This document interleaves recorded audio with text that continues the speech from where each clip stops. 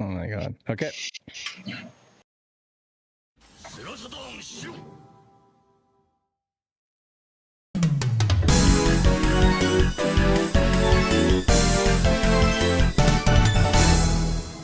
Alrighty, and the SHIRO thong is live. Okay, I think we're good. Yeah. Oh, we're live. Oh, hey. SHIRO Welcome to the thong. SHIRO show, everybody. Brand new SHIRO show, brand new time, second one of the year. Almost 5th year anniversary of the SHIRO show. Holy crap. 9 years almost of SHIRO itself. Holy crap. Wow. Lots of anniversaries coming up. But welcome to the SHIRO show. We have a lot of cool things planned. And a lot of cool things not planned, I guess. Yeah, it's always a roller coaster ride in this show. Hi, everybody. We've always got. Hey, everybody. Analog Black Sheep, Wiener Bob, Tales of Saturn, Neil Henderson, Paru is here, Captain Hodden, Pudgy Bunny, Pierre Garreau, Fart Daily. Who else? We got Gigi is here, Max Geese, Raiden is here, David Zaney, Sasquatch. What's up, Sasquatch? Welcome. Wrenchman. Gordon He has a Wrenchman. huge Welcome wrench back. collection. We missed you. Eric's here. Wiener Bob, I think I already said that. We got Dark Taco, Darch Taco. Dark show. Pip Hong. Peep Hong? I don't know. Yeah, I figured a lot of people, the people we said before. It's the pronunciation that gets me. You know, I'm like, how do they Pip Hong. prefer to be pronounced? Or would they want it? Yeah. You two messed up the names yet again, so everyone's name is like tags. And a lot of people have not changed it, so yeah. It's like assuming this is correct, we got like 26 folks in chat. Folks, give us a thumbs up if you can, if you can bother, and then maybe share out the stream. Let's try to hit 50 again. I think we can do it. 50. I think We've been by hitting the 50 regularly the last couple streams. Yeah. So let's Usually keep that Thank up. you for all your support, everyone. Yep, thanks for everybody's support. And on with the show. Oh, we got SGW Saga. Wait, what? SGW Sega. My phone is like the font on my phone is so small that it's hard to see. Yeah, Well, and you're getting old, too. I have to increase to the zoom. No, it's just Belated happy birthday, by the way. I could put the phone. Yeah, thanks. I appreciate it. birthday. Yes, We I'm had 2 getting old. birthdays. Wow. I'm not Even much Dan's closer to birthday. dying. Well, yeah, happy birthday to you too, Dan. Thanks. And my brother-in-law, who goes by Hugh Jazz on here, who I don't think is here, but I saw him over the holidays, and he turned a year older like 2 days after Christmas. So his is like, no wait, Nice. his is the day after Christmas, and mine is 3 days after Christmas. So he's got all these December Happy birthdays, Christmas but- birthdays, all of us. Yeah, Oh, which pretty much yeah. means you get shafted. But Yeah, I was but gonna you know say, how- did you guys get shafted around Christmas where they give you one big thing and that's it? No, because my mom's birthday is around Christmas too, and her parents would make her literally pick out a wrapped Christmas present from under the tree, and they'd say that's your birthday present, and that That's made her birthday like so upset that she didn't get like proper birthday presents and birthday wrap.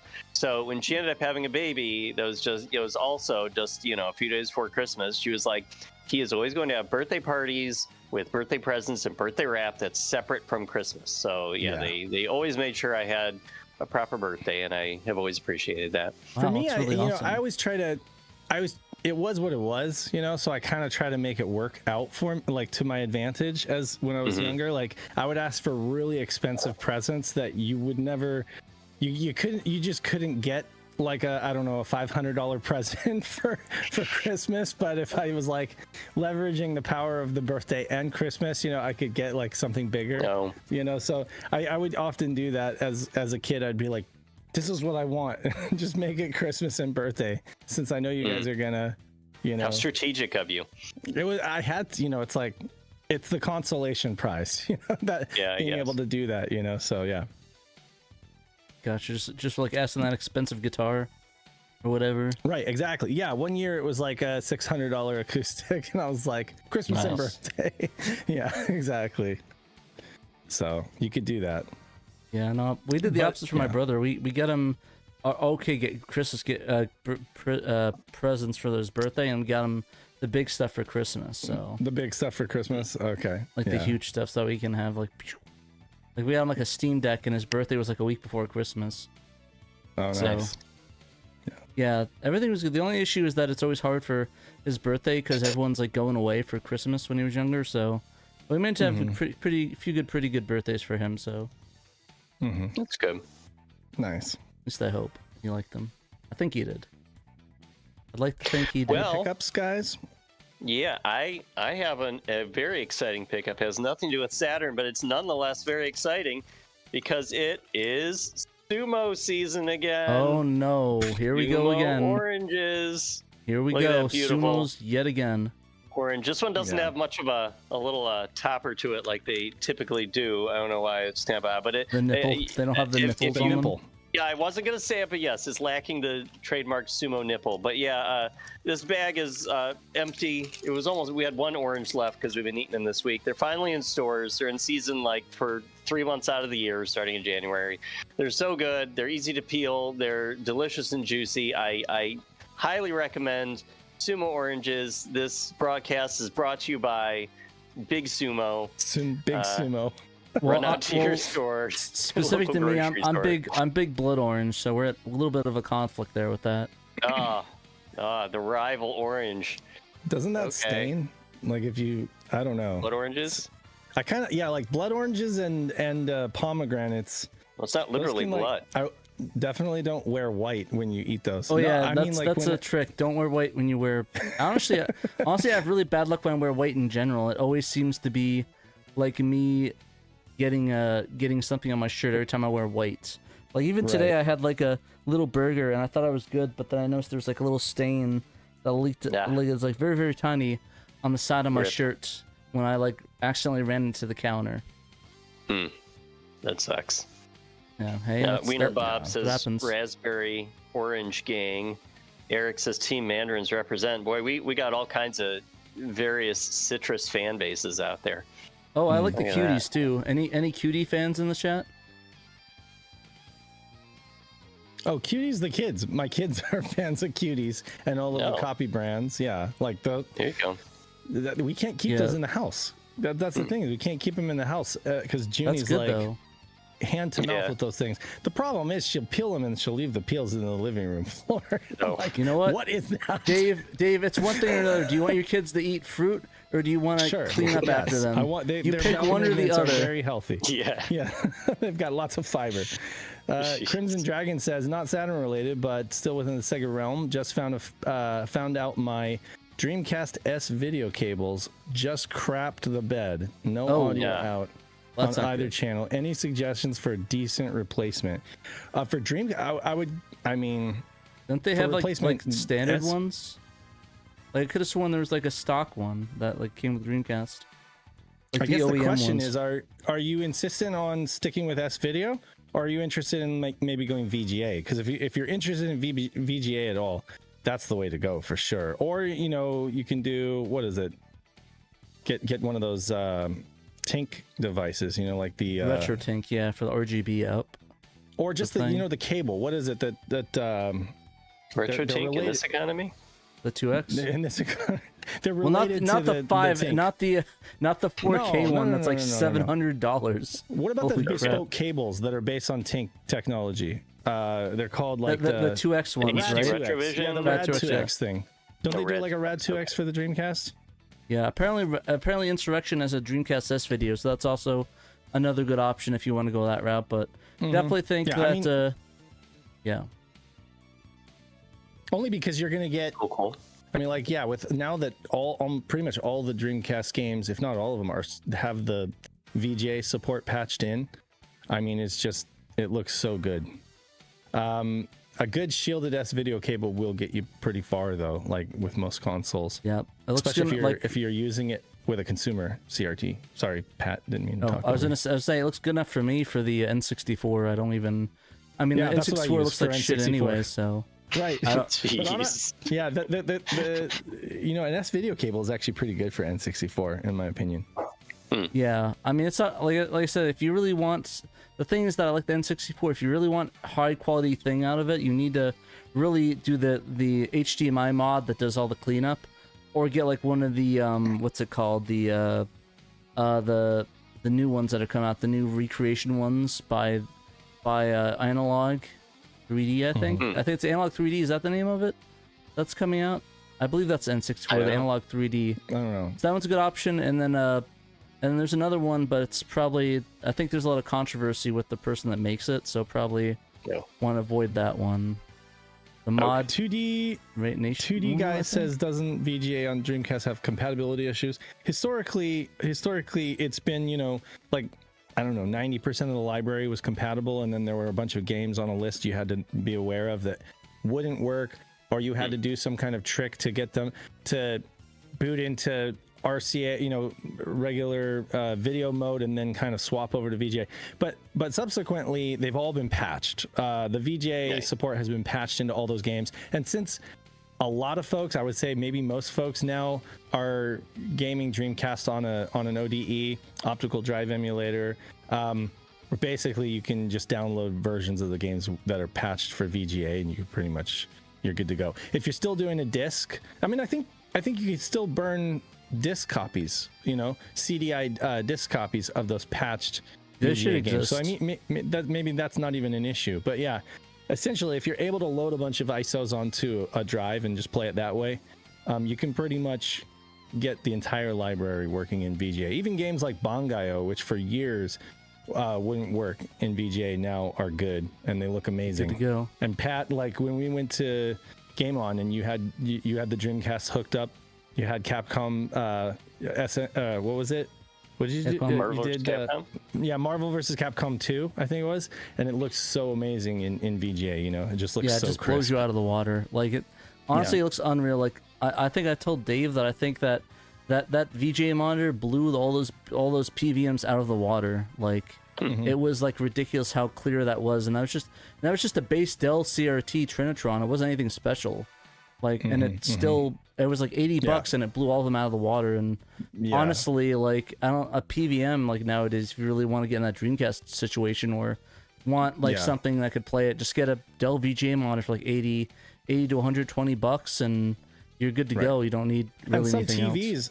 I mean, a lot of like consumer and even prosumer TVs in a certain era would have like a VGA jack on the back. So Yeah. it really just depends on what kind of TV you have. If you don't have access to VGA at all, then you know you probably would go the RGB SCART route. And I've heard people say really good things about Dreamcast and RGB SCART as well. So Well, so But yeah. speaking of the Dreamcast homebrew community, have you guys seen what A-Team has been working on this past it's week? insane. Like Like The two different GD fan EMU versions. menu. Exactly. Oh, that one, yeah. Like I don't have a GD or I don't have one of those devices. Like I have a mode in my Dreamcast, so it's pretty much I'm rocking the mode menu. But like I've always been interested in that. I've always been interested in the GD that other EMU. side. Yeah, the GD EMU, and I've always kind of thought that the menu looked a little, I don't know, like it needed to be cleaned up a little bit from an artistic and just like tidiness standpoint. And Derek has those sensibilities. Like I saw his version, I'm like, okay, yeah, I would want to use that. That looks clean. That looks like really easy to use, and it's got all these bells and whistles. Does cheats, does everything. Yeah, Add so disk images, convert GD menu SD card to open menu. He calls his version of it the open menu. Configure open custom menu. artwork, use cheats, configure virtual folders and subfolders, which I guess is a big feature that was missing from the original GD MU menu. So yeah, go find Derek Pascarella A-Team on Twitter or Blue Sky, and or just check the SHIRO Discord server in the Dreamcast channel. He's been posting links to his stuff in there. You can download his menu, and if you have a GDMU, then you can reap the benefits. and of he's his work. linked on Playing our in the background website as here. well. Like under friends, he's Dreamcast Forever is his website. Dreamcast Forever. Yeah, .com. So yeah, check his website too. definitely check out his website because there's a ton of goodies on there. Tons of game translations and tools. My gosh, if you're interested in translating games or doing any kind of development, that's the other thing is he's written, and I think I mentioned this a couple casts ago, is that Derek has made so many tools that have helped make that kind of stuff so much easier than it used to be. So we love that guy. Love you, Derek. Was this Matt Tainsworth asked, do any of you have Araya? Did they ever come up with a menu for it? I haven't used mine in years. I used Our to. menu, right? I sold it with my Saturn kiosk. To my knowledge, I think Derek might have done something with it. I honestly, Derek did do something with, because he has like a Phoebe or a Rhea, and he wanted a better menu. He did put something out last year, I think. Right. Yeah, Well, guess what? we covered it. We can tell you right now, resources on our website, ODE comparison, Rhea. Under Rhea, it'll say what the menu is, like what the software is. And let's see here. And since Derek actually manages this, I can tell folks right now. It gets active updates still. And in-game menu, stock. Okay, so there's the R menu, which is the stock menu, and then the Rhea menu Kai is the one that you would probably want, which has support for all of the Cafe Alpha stuff, you know. So Rhea menu Kai.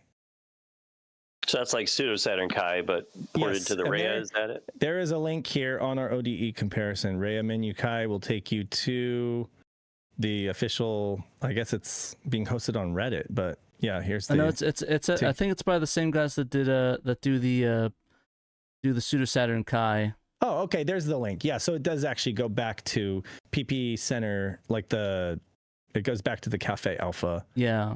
Page. Yeah. So. Nice. Yeah, so that's what I would recommend probably. I mean, because you're going to get the cheats and you're going to get all the different loading options and stuff like that. And the stock R menu was still pretty. It was a workhorse of a device. You know, I never heard anybody complain about like game compatibility. It was good for what it was, but like I said, I think, and I used it for years without issue. But I think the issue was that it really just wasn't clean, and you still had the issue with the whole disk system was kind of like more of an archivist format versus a BenQ format. Oh yeah, that's CHD. Do you think it's worth, Pat, do you think it's worth holding on to it? Like if you have a Rhea, do you think it's worth holding on to it just as like this was the first, or do you think it's better to like just get rid of it? I don't know. I'd keep it. Like, honestly, it still work, don't they? Like the thing is that they work, and they are officially like the first. They are the first device. So in terms of like historical preservation, like in terms of having a piece in your collection that's like part of Saturn history, it is like the first ODE that came out for the device. So it's interesting. Not to mention, it's still a workhorse, and a lot of people still like live by. I know Derek loves it. I know Kay is a big fan of it, and I was a big fan of it too. Like I mean, I remember it was running games, especially homebrew, when the other ones were like struggling in a way. Because I remember, I think you had a mode and I had the Rhea, and I was able to load a bunch of games that you couldn't because there's still some mode issues. Mode wasn't playing nice with homebrew back then. I think they got a bunch of complaints and they kind of fixed a lot of that stuff. Yeah. But and maybe Derek has something to do with that because I know he's a big mode supporter, so I don't know. But I mean, it's better now, but now I use Satiator, so it doesn't really matter. But I'm talking more like for like if you can afford to have multiple devices, you know, I think it's probably worth holding on to it just for, so you're like, hey, I still have my original, I have all of my old Saturn mod chips, you know, like I'm just like, what am I going to get for them if I pass them on? I'll just keep them as a little curiosity. Like, this is what we used to have to do. Okay. So I have questions. One, how many mod chips do you have? Two, what did you do? Desolder them from your Saturns or something? Sure. Yeah. Sure. Oh, okay. I have a couple. I've got like a Rob Webb one. I've got like one of the old Racket Boy ones. I've got ones that I've obtained through buying a Saturn and then found out that it had one in it. You know? So like so I've got a few, and they're not worth anything, but they are kind of little odd curiosities. So like if I laid out like all of the devices and ways that I have to like bootleg games on Saturn, it's kind of ridiculous. But that'd be a cool video. It'd make a neat like museum piece or something. $1.99 budget or buttery pigs in a blanket. Thank you. Well, which one? Hopefully it's buttery, right? You're gonna you want to put some butter on there. You want that's buttery. The thing is that what does he mean? Because there's like two different ones. There's figurative pigs. There's UK ones and the American ones. Wait, what? Maybe they're both buttery. The UK ones, pigs in blankets, you wrap it with bacon, and the pigs in a blanket in the US, you put a croissant roll over it. Right. I like both, but I think I like the little croissant roll one because those you can dip. Those ones you can like dip in honey mustard or something, and those are really good. I mean, they're so good. I mean, the croissants are literally buttery, and that's like the best thing. There you go. It's wonderful. It's buttery if it's You American. get with the bacon. It's Buttery. not really if you're European. If it's Pillsbury, Yeah. it's. You should have a picture of those That's chips, such a random Dave. Haru Thank said. you, Wiener Bob, for that random question. $1.99. I like it. I Sega Fanatic like it. Pins also in a knows- blanket rocks. Sega Fanatic, also as we know, Trekkies Unite, said Saturn mod chips actually don't have to be soldered. Is that right? Did you not have to solder yours, Dave? They did back in the day. I used to have Okay. to solder at least one pin. No, Yeah. I mean, yeah, you're right. Sure, they use ribbon cables, right? And you just like attach the ribbon cable to the drive, but you still have to solder. You still have to solder a wire to the 5-volt, to power. Yeah, it. to give it power. Yeah, right. but that's it. makes sense. That's all I'm talking about. Yeah, like I did. Yes, I've detached several mod chips and just I think stored. the way Kate did is that he pushed it in a certain way. I don't think he soldered it. He like pushed it in, and it was like the wire like stuck there. I think. Oh, yeah. So there is a solution there where there's those connectors on the power board, on the power supply. You can just kind of piggyback off of another connector and kind of like use a pressure fit, where you just kind of stick it in there. Yeah, I didn't know it like this. I'm talking about like back in the 90s, we thought we had to solder it to the 5. I don't know what they have nowadays. I haven't used mod chips in like 20 years, but anyway. People still make Saturn mod chips? I don't even know. Like it's not. There's still seems some kind of Phantom ones you can pick up. Bob literally just sent me one like 6 months ago or something like that. So apparently they're still floating around. Retro RGB Bob, like it's a newly made one. Yeah, he was like, I'm just gonna throw this away. Do you want it? And I was like, okay, sure. Maybe I'll find something. Sure. Well, thinking maybe we could do a giveaway, but then I was like, does anybody even want that? Well, like Paru said, you should take pictures of your chips. You could do like a little feature story about here's the history of Saturn mod chips or something like that. The funny part is that like my current daily driver still has an old Rob Webb chip in it that is just basically dormant because it never gets any play because the satiator grabs the CD block first, so it's just sitting there, right? So there's like a mod chip in there. Then I got the satiator in there, and then with the SARU on top, this device has got like all of its orifices plugged up. Wow! It's just like a hentai character. It's like one of those like poor Saturn. Tentacle. It's like this Saturn is like so compromised. The Sega Saturn, sponsored by La Blue Girl. But I mean that sponsored by that mod chip's been in there just because I'm too lazy to remove it.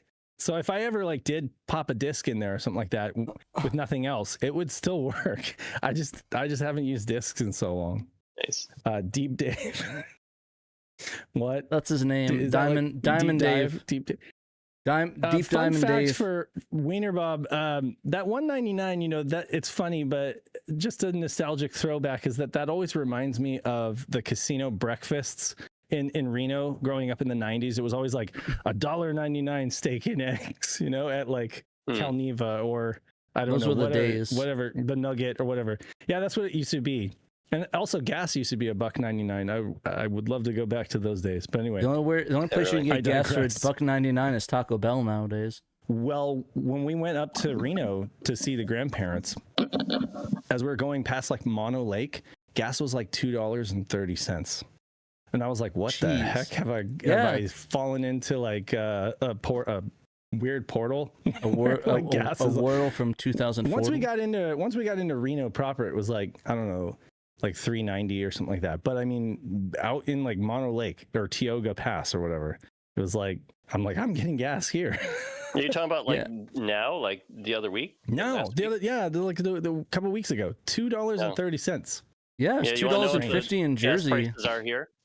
Yeah, it's like $2.27 here in Cleveland. Jeez. Wait, is it seriously $2.27 there?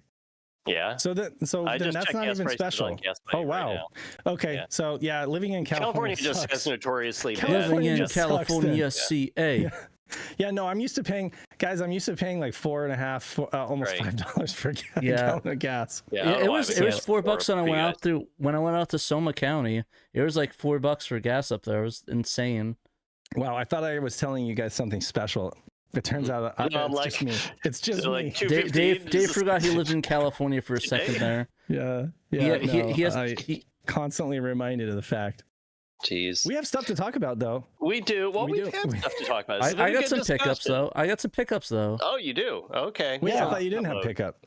Let's see it. Pat just I had pickups that Dave would like. us. We're finally back, baby. Vinyl pickup spectacular. This has been a hot minute. Okay. Nice. All right, so the first one I got was the Speaker Corner copy of Steely Dan's "Can't Buy a Thrill." I started picking up more Steely Dan on 33 What's your because favorite track? Probably track "Fire on in the Hole." Fire in the Hole.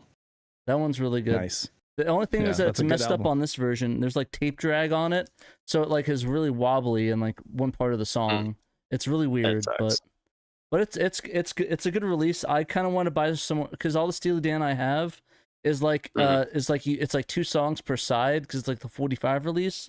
So I want something I can just put on the turntable while I work and not have to flip it every 5 seconds. So Sure. I think as much as the high quality ones that I got were good, I kind of just want some old pressings that I didn't have to flip 50 times. Like less quality because the Steely Dan records are known to be high quality, so it's like I know it's like they sound amazing either way. So the next one I got was Countdown to Ecstasy on a 33. I had this on a 45 as well. This one's incredibly clean. I picked it up. Really good. I like that one too. Favorite track has to be. Is it all Steely Dan? Are you just back on a Steely Dan kick? Almost. The third one, the Royal Scams, I picked this one up too. I found a new record shop and they had like 3 copies of each album, so I like flipped out because like no place ever has Steely Dan. So I got Royal Scams. This one's okay, all good quality. It's like very good, but very favorite good. track. Favorite track off of that one, probably Haitian Divorce. Nice. Okay. That's actually my least favorite Steely Dan album, actually. Is that yeah? I think it is most people, right? Yeah. I mean that's usually. The only real reason you listen to it is Kid Charlemagne and Haitian Divorce is like the 2 reasons to listen to it. But it's okay. It's kind of funny. Is great. Yeah, it's kind of funny. I thought Countdown to was it Ecstasy? I thought that was my least favorite. But after I listened for a while, I was like, you know what? This might be like a high up there favorite. And then Royal Scams just. But then the big one I got, this one. So I was in the new vinyl shop. I saw this on the wall and I flipped out because these are incredibly hard to come by. But I picked up After 5 Clash by Toshiki Kadomatsu, one of my favorite all-time city pop artists. And this was near mint. Like this wasn't like a rough copy. This was near mint. Everything. Now, is that an American pressing or is that a Japanese? Japanese imported. Wow. Okay. Cool. Yeah, that's awesome, Pat. This was pretty intense. So I picked this one up and I'm very, very happy I got it. Very near mint. It sounds amazing. I listened to it the other day like 3 times. Highly recommend it. I actually got some vinyl too. I didn't bring it on the show to show it, but I got some vinyl. I got JD Beck and Domi, their self-titled album. I got Mescal Head by now I'm having a brain fart by Swerve Driver. And then I got, and those were albums that I wanted to pick up for a long time. Actually, I found out about Swerve Driver from the Sega Saturn version of shit, why can't I think of anything? Of Road Rash. Yeah, I found out about Swerve Driver from the Road Rash soundtrack, and I loved it so much. I'm like, I got to get this album because it's one of those albums that was like, I think ahead of its time in like 92 or 93. Like when Nirvana was doing grunge, you know, they were basically doing like shoegaze stuff and really cool stuff. So I got that, and then I also got the best of Roy Orbison. It was just I love Roy Orbison. Roy, it's a good album too. Like it's a thick pressing, like it's a well done, and it was only like $10. So I was like, I'm gonna get the best of Roy Orbison. Dude, so he's killer. I love him in the Traveling Wilburys. He kills it. Yeah. But, sadly, I think that was his last album too. Yeah. So, what do you guys want to talk about in terms of Saturn? We've got community updates. Community. Yeah, let's move into the community section. Oh, okay. Yeah, let's talk community updates. Do you have Gregory's piece of writing up there for you, Pat? Do we have a jingle for community updates? We do. I just played it.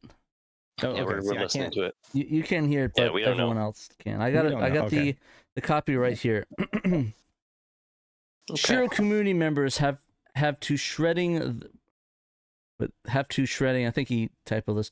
Shiro community members have been shredding those Zap snowboarding slopes for the past 9 days, and things are really heating up. In the overall category, Sega RPG Fan has held a command lead since day one with a current combined time of 7 minutes, 5 seconds, and 6 milliseconds, over 30 seconds ahead of the current runner-up, Double Dime, with 7 minutes, 42 seconds, and 49 milliseconds. To keep things spicy, How You Been has rapidly closed the gap over the past few days, now in third with a 7 minutes, 42 seconds, 52 milliseconds a time, just 0.3 of a second behind Double Dime. Similar displays of dominance have played out over the score attack. Halfpipe Weekly Challenge, with GG Dressler's 10,098 standing untested all week. 2 days left to unseat those imposing scores, so gotta hit those 180s, y'all. Looking forward. Next week's hybrid challenge will see participants mastering the easy course and free mode, shooting for the best time with a minimum score of 900 points. See you on the slopes, fellas. Skate on. Yeah, Wayne and Pandemonium Garth. hopped in with some times. I'm looking at the Right in your face. scoreboard here, the standings. But yeah, we've had about a dozen participants or something so far. So yeah, if you have not hit the slopes yet in Zap snowboarding tricks, by all means, there's the rest of the month to do so. So hop in, Pat. We need to get out on this and submit some times. You too, Dave. I don't have any time. Zap? I ran out. Yeah. I'm no good at that game. Well, that doesn't matter. You can be the person that everyone is above, and they feel better about themselves suppose because they're like, that's "Oh, well, at least I'm not the bottom." That's how I At feel. least I'm not as bad as Dave. At least Well, I'm that's not how a I feel bottom. whenever I submit times for any of these, and it's always like the very bottom, and I'm like, "Well, I'm making everyone else feel better." Like, There at you least I go. did better than Dan. I'm gonna have So- to do that. I'll have to go download. I don't have it on my ODE, so I'll have to add it and do some Okay. playing on it. Probably next Yeah, week when I you don't have know- anything to play. I was gonna say you should play it after the show one of these weeks. Yeah, I'll probably do it next week. I'm doing the At a DigiCare. time. It's long overdue Okay. for me to do Yes. that. I owe Derek that, and I think he's mad Yeah. at me because he hasn't talked in the chat for a no. while. So I think he's very upset. No, I'm just joking. He's very I don't think he's upset with me at all, but he Derek, could not be. at all. He could be. Well, thank you to everyone who's participated so far, and we look forward to seeing how things go from here. I believe we're about. Are we on to our second weekly challenge now? Yeah, it's week 2, I believe. Okay. Yeah, we're on week 2. So Since we talked I think about a that's week the 1 medium yesterday, difficulty or course. last week. Yeah. All Yeah. right. Well, I think that's all we got for the community section. Yeah, We didn't man. have a whole lot of Come community on. news. The worldwide soccer tournament's continuing on without me because I got knocked out on my birthday, no less. But that's all right. Happy birthday. It was still fun playing. Happy birthday, you out of here. Yeah. Well, I mean, Get outta we're- here. Not my strong suit. I seem to recall you were still trying to figure out how to kick, or I don't know, like how to Steal. sprint. Field. It was how to okay. steal. I did figure out how How to. to steal. I did learn how to sprint before my match, and that was Okay. very illuminating. Very helpful. Sure. Yeah, but I did not know how to steal, so my opponent kept That's stealing the ball problematic. from me. It was problematic. I went out to an early lead of like 1 goal, and then I got blown out by Farkas 3-1 Mhm. after that because he just kept stealing the ball from me. I'm like, what do I do? Nothing I can Stealing do. all those balls. Can't do anything. Yeah, kept stealing my balls. Damn. Oh, God. Anyway. Okay. Well. Very hot and heavy podcast today. Yeah. Yeah, it is. Alrighty, so we probably should go into the news if we don't have any community Yeah. updates. Yeah. What's first? Under the Did you guys microscope, already do Yuna? Yuna remix. Oh, okay. Was there any Yuna updates remix. with the Vigilant Paradise stand? I think there was Oh, yeah. some So updates we don't have a that story on the were site ago. about this, but the developer of Vigilant Paradise, is it Ricardo? Ricardo, he actually put up a blog post on the stores, on the store page on itch.io, and he labeled it version 1.0 issues. He said, "Saluti tutti," so he must be Italian. "Thank you all for your support. I just wanted to let everyone know that I've been reading your feedback and watching your videos. I have put my dev environment back together, because it has been a couple months since he initially released the game, and I'm actively looking into addressing some of the issues that have been reported with the game. I've also now added a list of known issues to the store page and updated the compatibility list. I hope to have some updates for you all soon. Thank you for your patience and understanding, and again for your support, Ricardo." So that's, I think that's pretty cool. He's seen, all the support that his game is suddenly getting after being kind of sadly ignored for a good couple of months, and he's, responding as positively to some of the things that people have talked about that are, they're kind of like problems with it, and he's going to work on it. So we have some updates to look forward to from Vigilant Paradise. Also, another fun Vigilant Paradise related thing to mention. It is helping to make the Saturn Mister Core better. I found when I threw it onto my Mister that oftentimes when the music would try to like loop, it would reach the end and try to go back to the beginning, I get this really annoying sound that would go on for like a good minute before finally it would start the audio track again. And I wasn't getting that on emulators or on the satiator, on real hardware. So it was like a Mr. Core issue for some reason. And it took SRG320, the developer of the Mr. Core, no time at all to add an update to the main Mr. branch itself. I don't think it's on main yet. It's still unstable. But like this wasn't like a Saturn Core fix for whatever reason. It was a Mr. Core fix. And 2 days ago, fix queue parsing for mixed size images, and they puts in parentheses Vigilant Paradise. So you already put some kind of a fix. Fix the game. So, super cool. He also partially reverted a adjust max seek delay for a stall stage 1. He's been working on some weird things going on with the stall lately too. But that's awesome. This homebrew game no one knew about until a week ago is already making other things better. I like that. There we go. Alrighty then, so we want to probably talk about the first one we have, Under the Microscope Yuna Remix. So I have not heard of this one, but this one apparently actually works with the, has a feature with the Saturn Bomberman controller, which is the it's published by Hudson. Yeah, S-Bomb and Joy it's card. developed by Red, who did the Sakura Wars series. Yeah, nice. It's some German, Galaxy Fräulein, Galaxy Woman. What, Legend of Galaxy Woman or Galaxy Lady? Exactly. Galaxy Lady, apparently. So yeah, in this edition we're going to be talking about the Sounds Movie Images test menu that can be accessed with the controller. The game also has a hidden menu with some cool features you can't normally access at all, and he made a patch to make it easier to enter either one. So I think we talked about this a while ago that I was asking what other games have compatibility with the Saturn Bomberman controller, because I know that the Bomberman Fight had one that Malenko, I think even Bo Bales helped him find that, the S Bomberman thing, where he basically just has it detect the button even though it's not connected, so you'll always have it unlocked when you start the game. Yeah, Willy Wombat has some functionality with that too. It lets you look at a movie viewer. The Bomberman games, Saturn Bomberman Fight, and then Willy Wombat are I believe the only 4 games that are known at least to support this. I imagine it's probably the only 4 because I think Bo did check all of Hudson's Saturn games to see. Right. Sadly, Bulk Slash does not have functionality with the S-Bomb controller. That's a missed opportunity right there. I know, it would have been so cool if there was a cheat menu or something. Yeah. That'd be cool. But like I said, for those who don't know, Hudson released the special controller for the Saturn to go along with the Saturn Bomberman games, the S-Bomb Joy card, which I kind of actually want one of those. I think when I'm in Japan, I'll hunt one down, or probably 2 for Dave, maybe 3 you for Dan hunt it as down, well. and I will send you the money. I definitely want one for sure. That and a Densha De Go controller, but I'm not going to ask you to put that in your luggage. Yeah, no, I totally want a trade controller. That'd be I awesome. know, right? We're all nerds. Anyway, I'll but keep yeah, an this eye one out. looks You awesome. never know. You never know. This I one might looks make some extra awesome. room. I'll put it next to Maybe. the. I'll put it next to my Asics basketball shoes I pick up there. Yeah. Okay.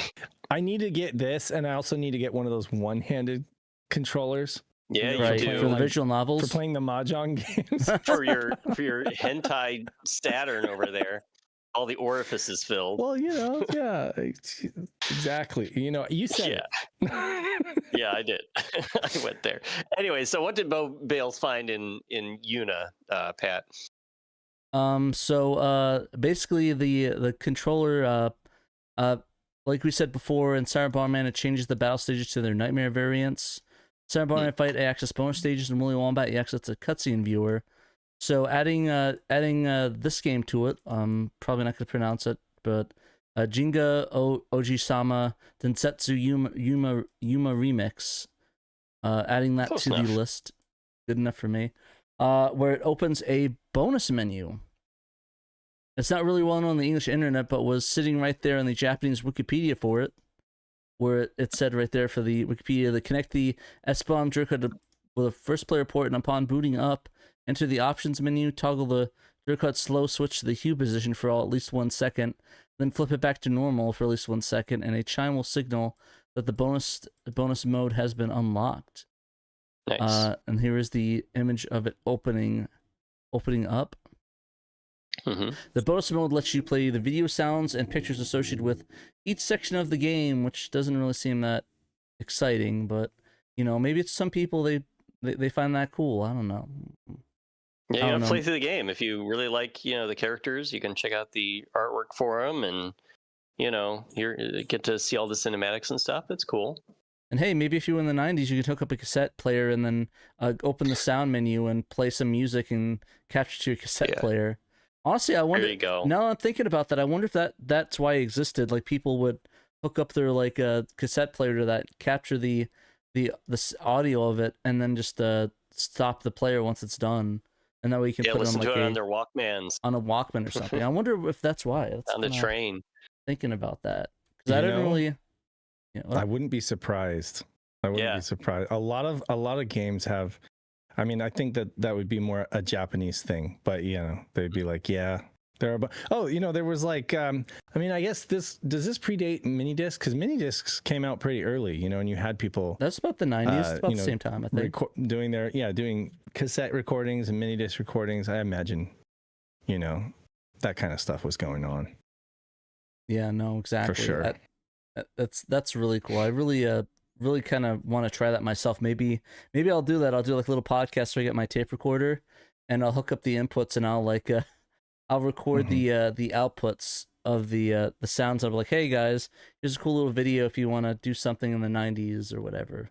Have a 90s cassette and just capture a bunch of music. And it'll just if you want to go one step step further, you could get the MIDI adapter, the Saturn MIDI adapter, and output that to I don't know, a sound library on your PC. That'd be kind of funny. But it only works with the music learning games or whatever. Hey, but it's just interesting that you can do that kind of stuff with the Saturn. But yeah, the cool thing about that is that's not the only bonus option hidden in the game. There's actually a graphical debug menu. This one isn't normally accessible. You have to do some hacking to get it, and goes beyond the text-based debug features that have been known for a while. I said, "Welcome to the debug menu. What should we do? Mess my game up, fam." From the menu, you can jump to the different scenes of the game, play sounds, select battles, and more. There are cool of details of these extra menus described in the process for making it accessible without special controllers or hacking.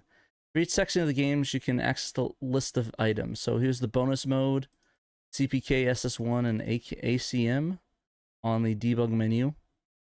Left is one of the SS1 images. Right is he still from one of the Cinepack videos.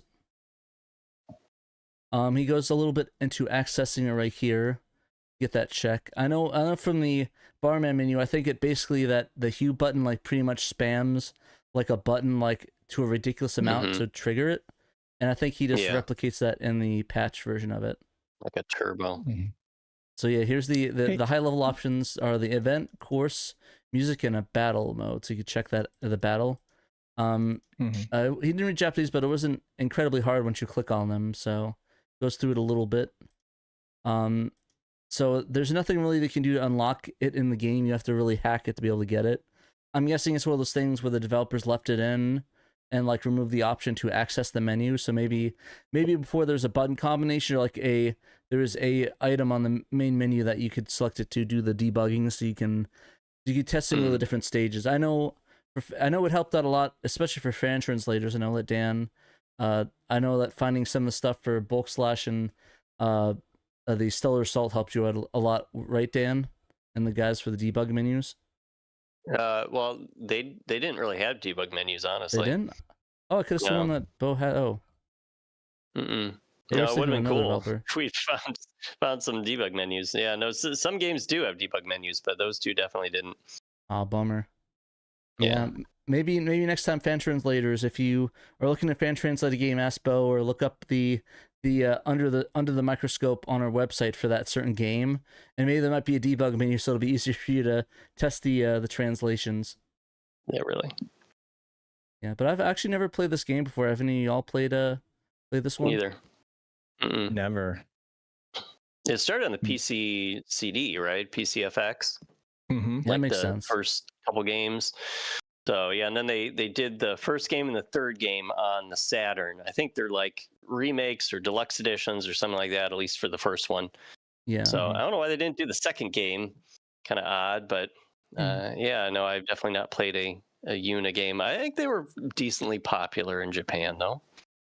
Yeah, They had a following.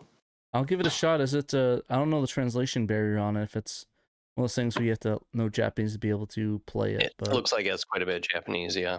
Oh, bummer. Well, I'll check a look at it. It looks like a really fun game. I definitely would love to play it if it's translatable. Mm-hmm. There's just a little article. I'll be putting that up. So before we start, I know when you guys want to cover it, I just want to say, because Peter wanted to mention that. So the Best of Saturns this year around, it's going to be a little bit different this year. He won't be covering any original retail games, and that means that he's pausing gold and silver for a while, so it will prevent a certain game from getting a gold and silver, which is debatable, good or bad. So Dan looks incredibly thrilled about that, right, Dan? Yeah, I think this was a ploy by Peter Malick to just put off giving Darkstalker's Vampire Savior a gold for as long as possible. So how long is he going to be doing this for?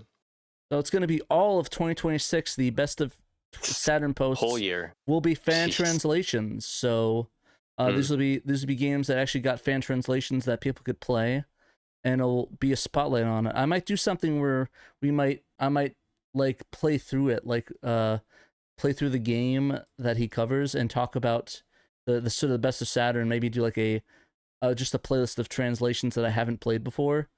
And just did like we did before, we talk about the game and then we play it and make that a video. So that might be kind of a fun project to like what's the word I look for? Preserve the info on it and talk about it a little bit for people that want to, play these fan translations and add like little playlists. So that might be a first thing. I might do that after I play some Charat tonight. I might play a little bit of Mobile Suit Gundam and add that to a video. So that might be a new thing. But did one of y'all want to talk a little bit about this article? Why don't you go for it, Dave? What is this week's Best of Saturn then? Best of Saturn fan translation. You're asking? Oh, yes. So okay, you have Mobile Suit Gundam, Best of Saturn. Okay. You guys were just talking about it, so that was a rhetorical question. We're throwing it to you. Yeah. Okay. Gotcha. Okay. Note: the Best of Saturn post will be a little different for 2026.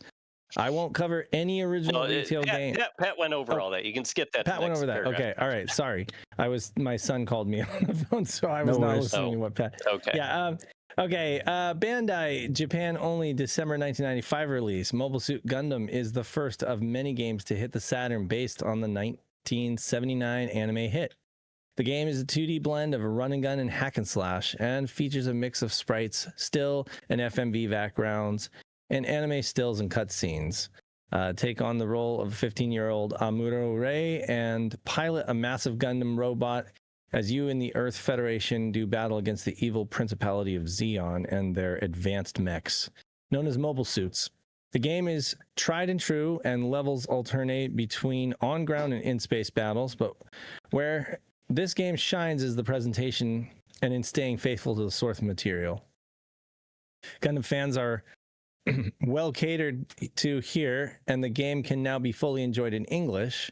All text and menus have been translated, thanks to Shadow Mask, right? Isn't that? Yep, Shadow Mask. Yes, He did an amazing job. This is his first lead project, I believe. That's right. Yeah, and anime scenes have been subbed to preserve the excellent original voice acting. Additional improvements include a cheat menu accessible by pressing X on the title screen, and improved quality FMV clips ported over from the PS2 Gundam game. Mobile Suit Gundam English translation by Shadow Mask and team, released February 2025. I think that is gonna be like the definitive way to play this game, you know. Even absolutely. Because of all those improvements, you know. Yeah, so I don't know if he did a version of this that retained I really should have the Japanese. linked. I should have edited his story to put a link to the translation. I'll probably do that. Sorry about that, everybody. Definitely. Oh no, that's fine. But you guys can find it if you're looking. You can find it on our the translations page. It'll be there. And it's the resource page. Yeah, shouts to Shadow Mask for doing that. It's an amazing project. Did that win? I think my memory is fuzzy. It won, right? I think it did. Yeah. Yeah. So, and he did an amazing job with it, and all of the extra enhancements really make it the way to play it. No, for sure. Yeah. I've really enjoyed this game. Honestly, it's probably one of my favorite translations because of how accessible it is and how fun it is. It was accessible for the most part, without the language, but now you can actually enjoy the story and know what's going on and get a little Gundam refresher if you have no idea anything about the Gundam property, which surprisingly a lot of people haven't really played before. So it's kind of cool to see this game being a spotlight or really understand the Gundam stuff. Mm-hmm. Right. And I'm just curious, the first game, sorry. This what is it? Sotsu Agency and Sunrise. Mm-hmm. What other games they've done? Unless it's just like other Gundam games. I'm trying to look for the Sega Retro page because I'm interested in that. Let me see here. Here we go. I imagine those are probably just the companies involved in the anime, so their copyrights on. Is there that right? Because it's their so IP. Because Bandai would have just done the developer was CRI. Okay, so CSK Research Institute. So basically Sega. Basically Sega. Yeah. So interesting. Cool. Yeah. That's why it's so good. That's why it's so good. Exactly. Top stories of 2025. This is the article you just posted. I did. Right before we went live. So you want to take it away? If you give me 2 seconds while I'm editing Peter's story live on air. No worries. You couldn't wait. He wanted to do it so he didn't forget. Somebody asked in chat right. while we stalled for time for Dan to get his article sorted. Somebody asked, I recently picked up an unused Saturn Netlink, and I just wanted to check if there's any fun I can do with it today, or is it just shelf candy essentially? Actually, we have a whole thing. I don't know if a 2D guy. We actually have not only like people playing, but we have a tournament that's going on right now that you could actually play the fan translations right now. Or sorry, fan translations. You could play online with the Saturn right now and actually play people online. So we have a couple tournaments. We just did a Duke Nukem one, and they're doing a what was it, the Worldwide Soccer now. The Worldwide Soccer now. So you can if you go to Sega play Saturn it now, if you go to SegaSaturnShare.com, and there's like a drop-down menu of resources at the top, and if you look at online setup guide, that gives you details on how to do all that. You'll need like a line modem to hook your Saturn modem into, and then hook that into either like a PC or a Raspberry Pi so that can run a homebrew program called the Netlink Tunneler. And that is how you basically get the Saturn online in 2026. Yeah, and if you want help setting that up, you can join our Discord. Your Discord should Yeah, be in the chat Click below. the description of this stream and hit the Discord link, because we would love for you to join the Discord. That's where you're going to be, you know, getting into the deep in the weeds of the Saturn stuff. If you have a Saturn and you want to like get deep into it, I mean, there's a lot of cool stuff that you can do, and you can join the community challenges as well. So definitely feel free to join our Discord.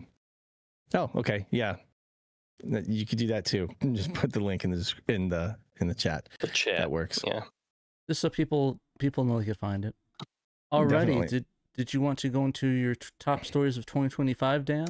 Yeah, well, it's our top stories because the members of SHIRO voted on what the top Sega Saturn stories of 2025 were, and I finally got around to writing about it today. Sweet. I should have done it 2 weeks ago. Sorry about that. But yeah, let's talk about it now. 2025 was another big year for the Sega Saturn, a console that has been around for 30 years, and yet it still keeps making headlines, making news, which is awesome. And it's all mostly thanks to the community, and a little bit, you know, companies re-releasing Saturn games and that sort of thing, which is awesome too. We like that too. So is this the second or third year in a row you did this? I think this is at least the third, maybe the fourth. Check. Oh, we got wow, tagged him as 2022. Since 2022. Yeah, so this is the fourth year. Yeah. Fourth year. Congratulations, Dan. Wow, it's been a hot minute. Yeah. So this year, our number 10 biggest Saturn story of the year was Pandemonium landing an interview with Takanobu Mitsuyoshi himself. Early in the year, our own Pandemonium interviewed the legendary Sega composer and singer Takanobu Mitsuyoshi with translation help from Sam I Am. In the half-hour conversation, which you can find on YouTube, Mitsuyoshi described how he got his start with Sega, how he created Daytona USA's soundtrack, and more. So that was super cool. I mean, how often does anyone from the West get to interview, Mitsuyoshi-san? I can't think of how many times it's happened. You know, it never happens. And Pandemonium interviewed him, but like all the Virtual Cop developers too. So. Right. Yeah. So it was a really good opportunity. He's getting all the interviews. A lot of fun to hear from him. Yeah. So that was a pretty big deal. Number 9 story of the year: the West celebrates 30 years of the Saturn. Of course, Japan celebrated 30 years in 2024 because it came out in November 1994 there. But for the rest of the world, we celebrated the 30th anniversary in 2025. And we not only reflected on the fun that we had with the games that released at retail, but also the fun we've had in making and playing new homebrew games and in experiencing Japanese games through new fan translations. So we did have a couple of stories about that for the 30th anniversary in North America, and then a couple of months later in Europe. Yeah, no, it's really exciting to get new fan translation homebrew on the Saturn. I know a lot of people say we focus a lot on it, and I can't really, fault myself for doing that because we love these things and we want people to play them and play more of them. We need some more fan translation. Play what we do Sega right. Play what we couldn't in the past. Yeah, we'll talk about that some more in a minute. But I'm just glad that a console that is 30 years old is still, kicking as good as it is, and that people are. You've been with the Saturn longer than we have, Dave, because you got it while it was still, on store shelves. This makes me feel really old. Well, besides that, how do you feel about this? But I feel great that people 30 years on are still loving this thing, and that we're doing this, and that that we can have. I don't know. We still haven't hit 50 people in chat. I think we can do it. Come on, guys. Let's share out this stream. But the fact that we can do a live show every Friday talking about this console that's 30 years old is pretty fantastic. Yeah. We do have hundreds of people who watch. That's not, tens of thousands or hundreds of thousands or anything. But it is more than just the live viewers. We do have people who watch afterward and people who dip in and out. And a lot of folks listen on the podcast for sure. That's the huge. In fact, it's a it's an overwhelming number of people prefer to just listen, on the Really? podcast because it's easier to consume that way. We get in like terms 2,000 of downloads, listeners a show almost. yeah, Wow. yeah, Okay. definitely. So it's a considerable amount of people that are probably just listening at work or whatever. So Okay. that's why we got to be very descriptive, Yeah, right. That's what, tentacles and all, we got Saturn to be orifices. descriptive because people can't always see what we're. They can't dealing with, demonetize but, us right. on the podcast platforms. Nope. That's right. Podbean, no. Not that We we're can play even as much. monetized We on can play Podbean.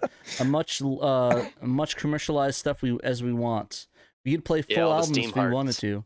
Yeah, all the Steam Hearts. No, there's no censoring us on the audio platforms. So Mhm. suck it, everyone else. My neighbors listen to it through my open windows. Sasquatch said, "Well, that's good for your neighbors. That's two more I think I heard a viewers, joke about that however many." about my neighbors like to listen to Metallica through the open windows too. Yeah. And Diana So Kim's is covert work listening. So our number 8 story of 2025 for the Saturn is Dragon Ball Homebrew Beat 'em Up for Saturn in development. This was a new homebrew game that excited Saturn fans all year since its first unveiling in May last year. It's an original beat 'em up set in the Dragon Ball universe. It's being worked on by Brazilian developer and retro YouTuber Nai-san, aka Nai Adventure, who's also drummed up excitement by taking it to some gaming conventions in his country. Yeah, Nai-san is So very that's been- prolific.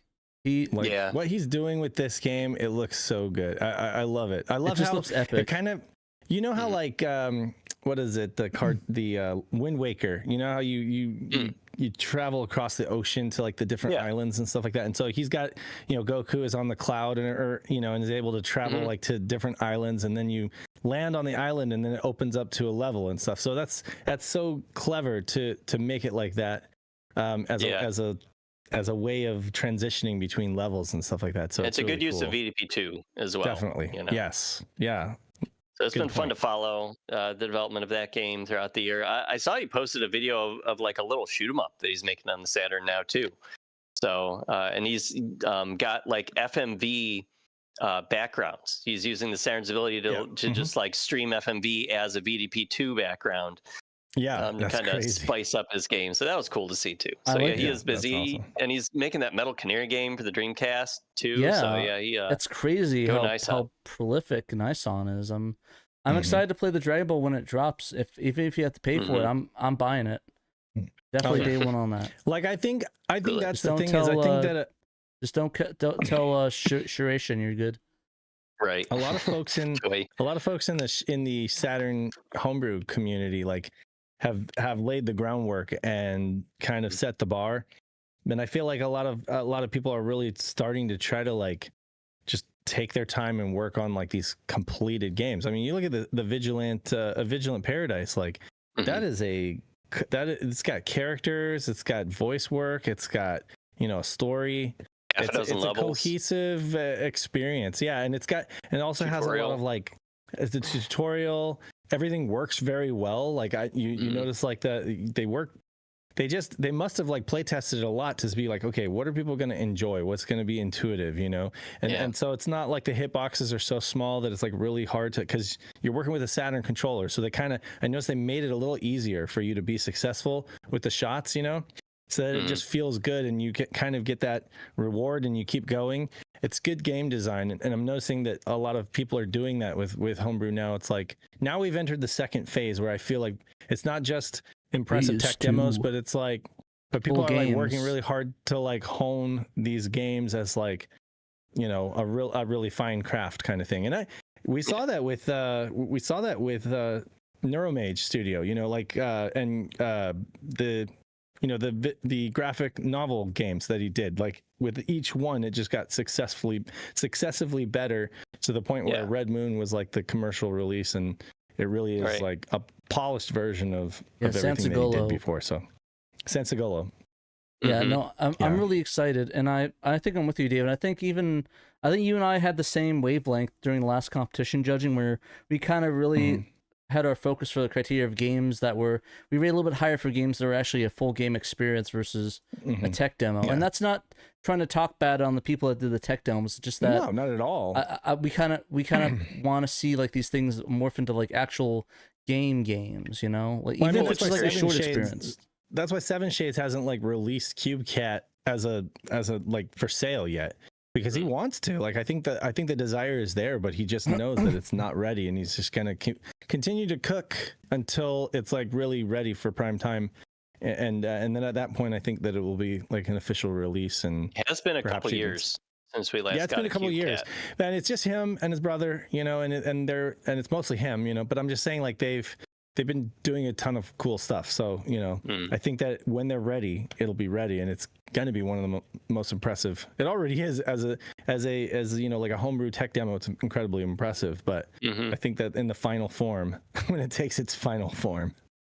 But yeah, it's hard. These projects you do often take a couple years to finish. So I just wonder how long it took Vigilant Paradise to I wonder how long the development was for that. I'd like to find that too. Well, we may find out next week, because Pandemonium did reach out to the developer and for an interview, and he got some interview questions back, some responses, and so he's going to be putting together a little story and a little video for SHIRO, hopefully next week. So yeah, look forward to that. Excited to see. I'm excited to see. We got a lot. We've been trying to do a little bit better with on the video front. I know we're ramping it back up, so that's sort of my goal for 2025, 2026. That was my New Year's resolution, is to ramp up some more video stuff. I think from my side, it'll be more of this, where we'll talk about the games and I'll make a little clip of it, so that way people could watch as an individual clip. But I might do something where I'll do like a little side thing. I don't know. I don't want to make any promises, because I usually do and I don't follow through. So I don't want to make any promises, but I'd like to at least do more stuff. Yeah. I mean, I admit, like doing the editing and stuff like that, that's where it ends up being really time consuming. So I could understand why. I can understand if you didn't have a ton of time for that. But I remember you did this, it was almost like a blooper Sonic. It was like a blooper Sonic stream. That was funny. And that was so hilarious. I was laughing my ass off on that. I was like, I wish Pat could do more of those, because that was fire. If you did that again. Yeah, we'll see what's going on. I'll see, like I'll try to ramp up that video thing, and maybe I'll warm back up again, and I'll do like a straight video thing. We'll see. I don't know. Okay, so our number 7 top story for 2025 in the Saturn community is the end of the de minimis impacting U.S. Saturn fans. So a change in tariff policy in the U.S. had drastic effects on Saturn fans there, who imported not only games from overseas, but also optical drive emulators like the Fenrir and the Saru. It led to higher prices that, at least in the Fenrir's case, were so prohibitively higher that the creators stopped shipping them to the U.S. outright. So this one was the first time I think we actually like the closest to being political we can be. Yeah, I mean we kind of, this was a joke, right, but I mean this was real news. this was real news, but it was like real implications for everybody living in the U.S. who's a Saturn fan and likes to import stuff. You know, I mean, we had to talk about it because it was a big story. A lot of Japanese eBay sellers won't even ship to the U.S. It's crazy, you know. Yeah. So Seth had to stop because he was trying to ship Fenrirs to the U.S. and they were just like bouncing back to him.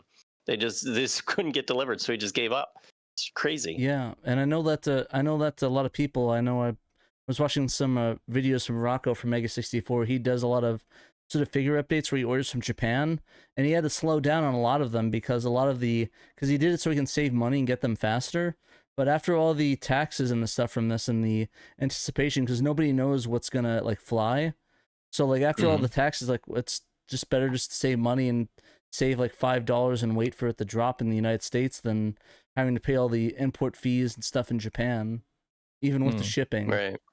So yeah, it's affecting everybody. I mean, even me, I sent a bunch of stuff to the UK and like a few tapes and a magazine. And it cost me almost $70. It was insane. Holy hell! Seriously? Yeah. Wow. When I sent that package over for to Pizza Hotline, which he got, and I'm happy it arrived because the last thing I sent him did not arrive, which made me very upset because I spent a lot of time on those tapes.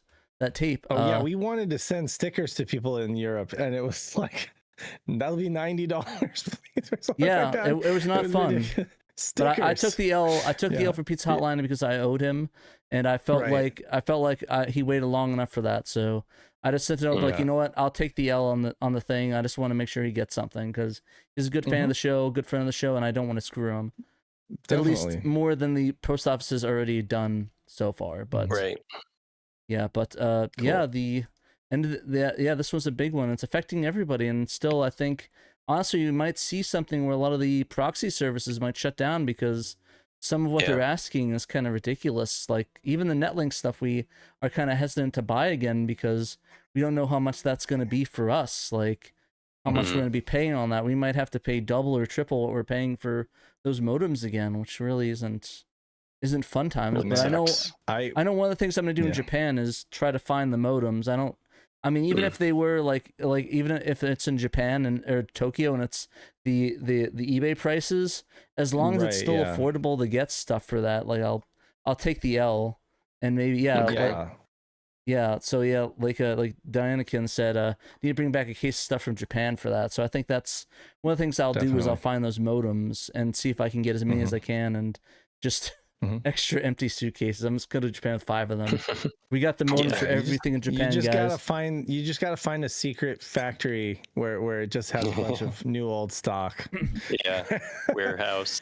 Honestly, I noticed too. Like I don't know if anybody else noticed this, but like buying stocking stuffers, from my kids and my wife. Like I went to World Market. I often will go like World Market. I went there too.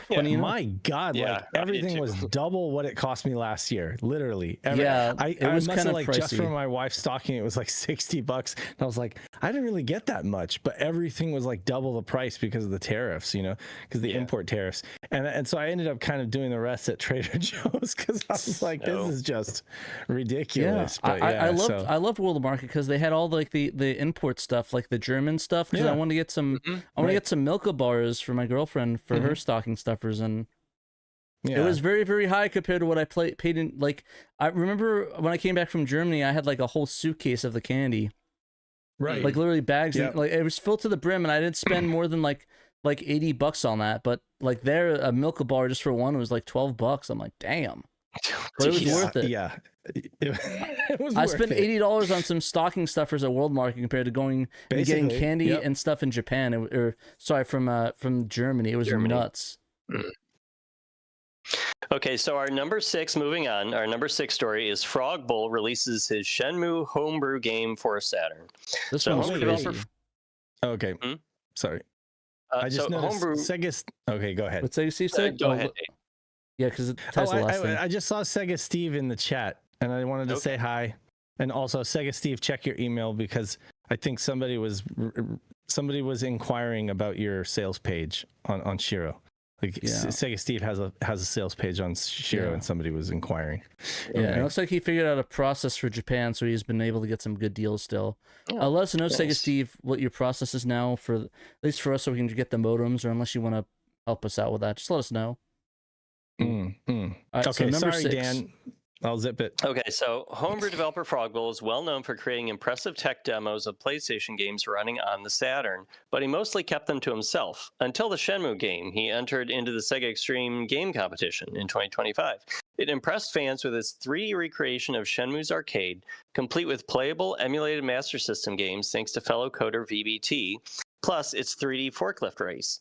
It was wrapped in a 2D isometric open world with interactive NPCs, some light puzzle solving, and a lot of Sega Easter eggs. So this is a really cool homebrew game. Yeah, I think it kind of blew everyone away, and it's extra special that people could actually play a Frog Bowl game, for once.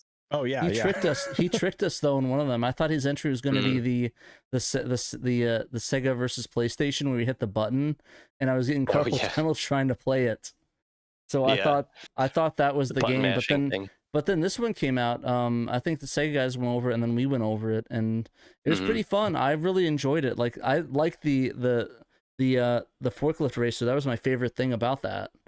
And the emulators, I think, had some issues playing, but for the most part, I thought it was really, really well done. Yeah, it was fun walking around that little arcade and picking out what game you want to play. Yeah, no. Yeah, I want. Really cool. I can't wait for Frog Bowl to release another playable game. I'm excited for all the stuff that he does, but definitely, he's always in the chat too. Into this one. Yep, Froggy. Is Frog Bowl in chat? Hello, Frog Bowl. I didn't see him today, but if we missed you, he pops in. Hey, Frog. Yeah, he pops in now and then. He watches. He's a cool dude. We got 42. We got 42 in chat right now. Yay. We can get there. Answer is 42, everybody. All right. The next one was one of my favorite ones. I think it was probably the top one. Okay. Which was the Saru had a rocky year. Yeah, this is our number 5 story. This one was a fun one. It was something of an up and down year for the Saru, a cartridge from which the Saturn can play games that's quickly become popular thanks to its low price and ease of installation. And while it got some new features via firmware, both from its creator TP Unix and a member of the Saru scene named YZV, users found problems ranging from audio bugs to game crashes to bricked cartridges. Testing found a possible reason for some of the issues, inconsistent data loading, giving some hope that a solution will be found eventually. So yes, there's been another story I've been following all year, and unfortunately, a lot of that news has been kind of negative with people finding problems, having issues even as new firmware comes out. Breaking the Saru. Yeah, we still got a big story. Saru might actually be like the best-selling device on the Saturn, but the thing is, it's so decentralized. It's so decentralized. The money's going to like. Yeah, we don't know the numbers like of different Chinese shop that makes it or whatever. Yeah, so it's like it's hard to know. But there's a bunch of folks out there that grabbed one in the last year or two, and so yeah, it's very interesting. Just to there's a lot of folks, and again, it's now on Vigilant Paradise. I noticed that he listed like the firmware, and then he listed FPGA 5. Is that like a specific? Maybe he's just looking at his version of the Saru, maybe, and listing the specs on that because mileage could vary. But I noticed that Vigilant Paradise ran perfectly fine on the Saru, so it's maybe not a demanding game in that. I think the last time I used the J Martin firmware, that still was pretty good. Like I still played most of the fan translation stuff I didn't have much issues with it when I used that in the new version of the Saru. So definitely think, like I said, it's still a good deal if you guys want to like save money. I still think it's a better option than buying the games on disc or burning them. So definitely, and something it's still pretty good. It has issues, but I mean it's fairly usable, especially for the retail time, unless you don't want to play virtual on. But just don't play for too long without saving and rebooting your console. Right. That's part of the whole inconsistent data loading thing. Playing too long can possibly cause issues. So number 4 in our top 10 list, Saturn Ring Library releases to the public. Saturn home developers got a powerful new tool in 2025 in the Saturn Ring Library, a software development kit that promises to make it easier than ever to make a game on Sega's 5th generation console. Spearheaded by Raimi, it enables coders to use C++ and contains features to make life easier, like supporting the TGA image format for textures and sprites, using the custom Saturn math library to speed up calculations, including a wrapper for setting up VDP2 layers, and more. So yeah, we haven't really seen the dividends quite yet from this coming out, but I think that's just because developers are coming to grips with it, and it is still under active development. They're still actively adding new features to it, and I forget who it was. I'm so sorry, but somebody was making like some new tutorials and some new example code and whatnot for it to kind of help people to learn it. And I'd actually like to write a story about that and maybe like try it out, because that sounds super cool. Like that's what people need to really get into using Ring Library even more, is tutorials and stuff like that. That's awesome. Oh, go ahead. Question for Trekkies, who I know is in the chat, because maybe he might know, is do we know if any active projects are currently being developed on Ring Library? Senryu. Well, aside from Senryu, obviously, which is because I know about Senryu. Just wondering if he knows about any others. As he, I think, spends more time in the Sega Extreme chat than I do, but these days. But anyway, no, definitely, like you said, we haven't really. People are tinkering with it. Okay. Hey, good enough for me. And Raimi, of course, Raimi uses it, right? Because didn't they help incorporate the whole Saturn math thing? I remember. Well, Raimi is like the main developer of exactly. Yeah. So then I suppose the next Raimi submission will probably be built off this. Oh, probably. Yeah. Yeah, I no, would guess. Okay. definitely so excited. So number 3 on our list, our number 3 biggest Saturn story of 2025, a patch that made huge improvements to Saturn Doom's performance. It's not often that a retail game gets significant improvements decades after its release, but that was the case when Fafling released the latest iteration of his patch for Saturn's Doom. It drastically improves the game's notoriously choppy frame rate by making assembly-level optimizations, fixes enemy AI that sometimes ran too fast, and even makes the title screens fire transparent. All kinds of little improvements. Fafling took one of the Saturn's most maligned ports and made it just as playable as its PlayStation counterpart. And it's really like night and day playing with the patch from Fafling. It is, and I really enjoyed it. I mean, I think I still had some issues here and there with it, but I still think it was a great Doom patch, and I really enjoyed playing it when I was doing a stream of it. What did you not like about it, or what did you still have any kind of gripes with? I think just the controls and the controller were kind of meh, but I'm not. Oh, okay. I'm more of a keyboard and mouse player. Like I played Doom so many times and keyboard and mouse, but it's mostly just gripes with the controls. That doesn't surprise me because that's Saturn. That's platforming. Yeah. Or FPS on the Saturn. Is not. And it was sad. It's sad it didn't support the mouse at all. I thought it would be cool with the mouse, but it was garbage on the mouse because it needed extra buttons, and a lot of the buttons weren't bound. Maybe that'll be a fix from the Saturn. Our friend Bo Bales, maybe he'll do that. Get a little creative and map the buttons and make it playable. But that would be neat. That would be neat. Mm-hmm. So our number 2 story is the Saturn Online gets matchmaking server. Playing Saturn games online got even easier and more secure in 2025 with the advent of a matchmaking server. Joe, Sega RPG fan, set up a system in which dialing players input a 3-digit code specific to the game they're playing instead of an opponent's IP address. Then a server connected the first 2 users connecting for that game to each other. Sorry, there's a lot of connecting. I was trying to write this before the show. It's a huge quality of life improvement that means no one has to reveal their IP addresses ever again or worry that their IP will show up during a recording or a live stream. It's getting its first big tryout now that SHIRO is running a worldwide Soccer 98 tournament. And tell me, how did that go for you, having done it? Oh, it was super easy.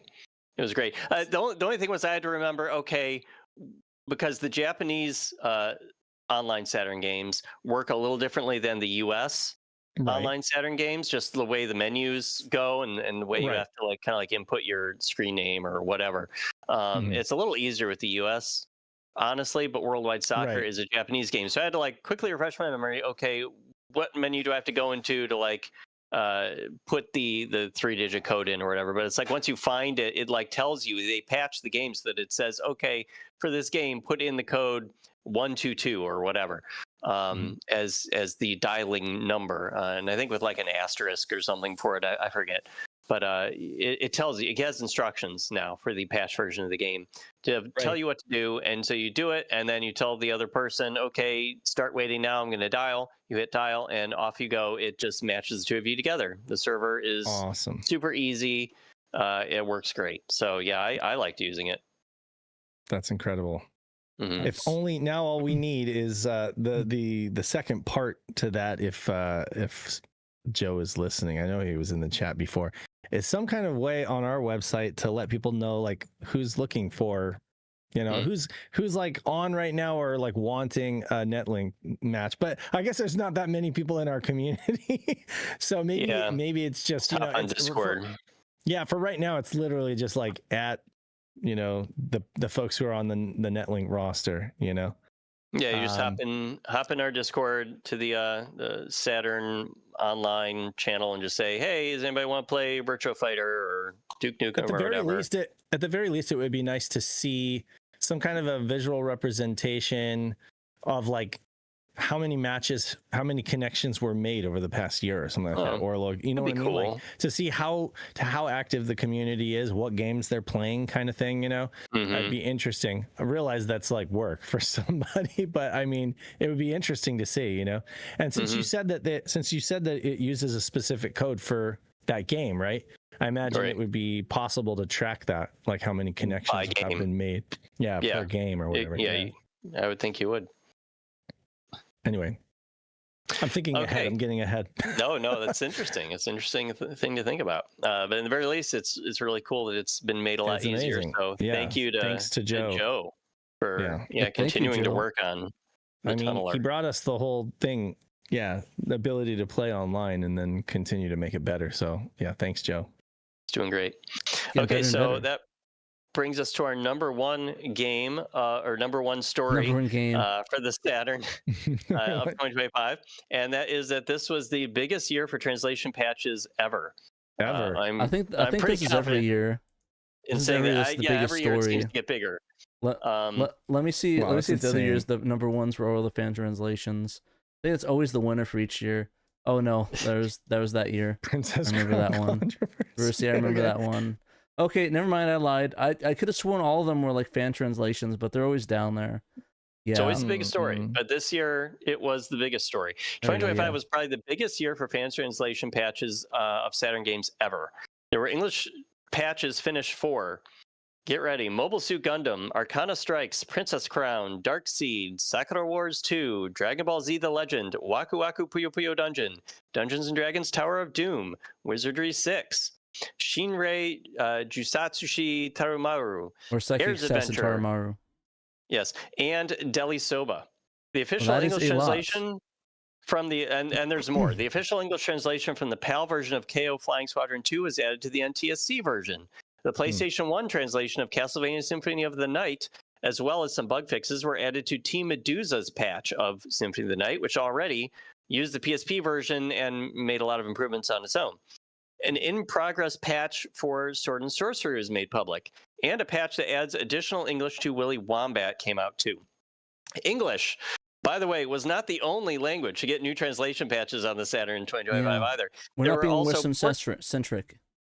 Yeah. Even though we do mostly do stories on the English ones, I do like to still mention the other languages. There were Portuguese patches from Team Sakura Brazil for Sakura Wars 2 and Magic Knight Ray Earth.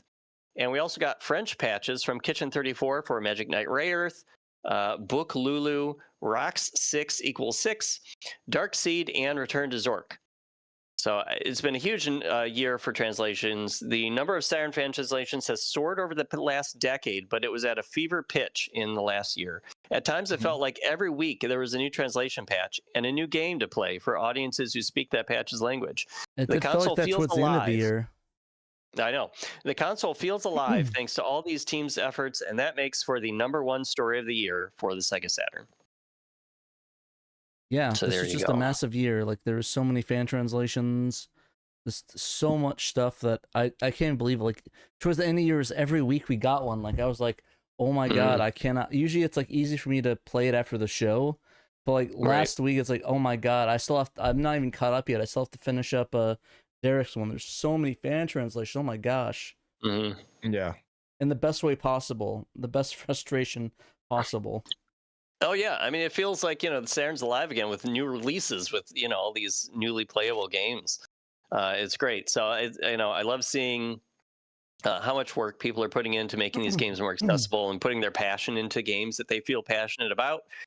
Games like Air's Adventure, where it's considered kind of a mid-game, but the translation team really wanted to bring it to life for English audiences, and now people get to check it out. And I've seen people say that they like it, that they like it too. It's not just the translation patch, and they wouldn't have known that without that patch. That's cool. Question: do you guys like? I mean, I guess this depends on how much storage space you have on your ODE, but like, do you guys will take these like new patches and just overwrite the game as you know it, so that's like the new version that you basically are going to rock on your ODE, or do you just do like side by side, so you have the original Japanese version and you have the patch? For me, in many cases I'm just like, see ya, old Doom. Like, I have no need to ever play you again. Yeah, and then for a lot of these English, for example, Gundam, Shadow Mask Gundam, that's like the only version I have now because I just overwrote the old one. But I don't know about you guys. Like, do you do that? Yeah, I do that. Well, I do a crazier version of it where I have not only the original Japanese versions of it and the fan translation parts of it. I have past fan translations. Like I have folders and folders and folders of old patch for fan translation for Bulk Slash, for Stellar Assault. You keep all of different it. build variations. I'm an archivist. I have all of it. I mean, I've got OCD about it. I'm like, I just want like one. I want one ring to rule them all. You know, like if this is the best but then I can definitely. There are some games where I think it's worth having like multiple versions, especially if like the original adds something, or is better in a certain way. But yeah, for the most part, like some of these projects are so amazing, like Trekkie's Grandia. Like that's the only version of Grandia I'm playing on the Saturn. Maybe I might go back once I'm proficient enough in Japanese and play the original, but like I haven't really found a need to. Yeah, so Z's like keep all the patch versions. Yeah, I do on this PC. Yeah, I do that too. I on a drive. I have it on my PC on a drive, but not on my ODE. Oh yeah, no, I don't put all the different variations of the ODE. I only put the newest fan translations and the original versions.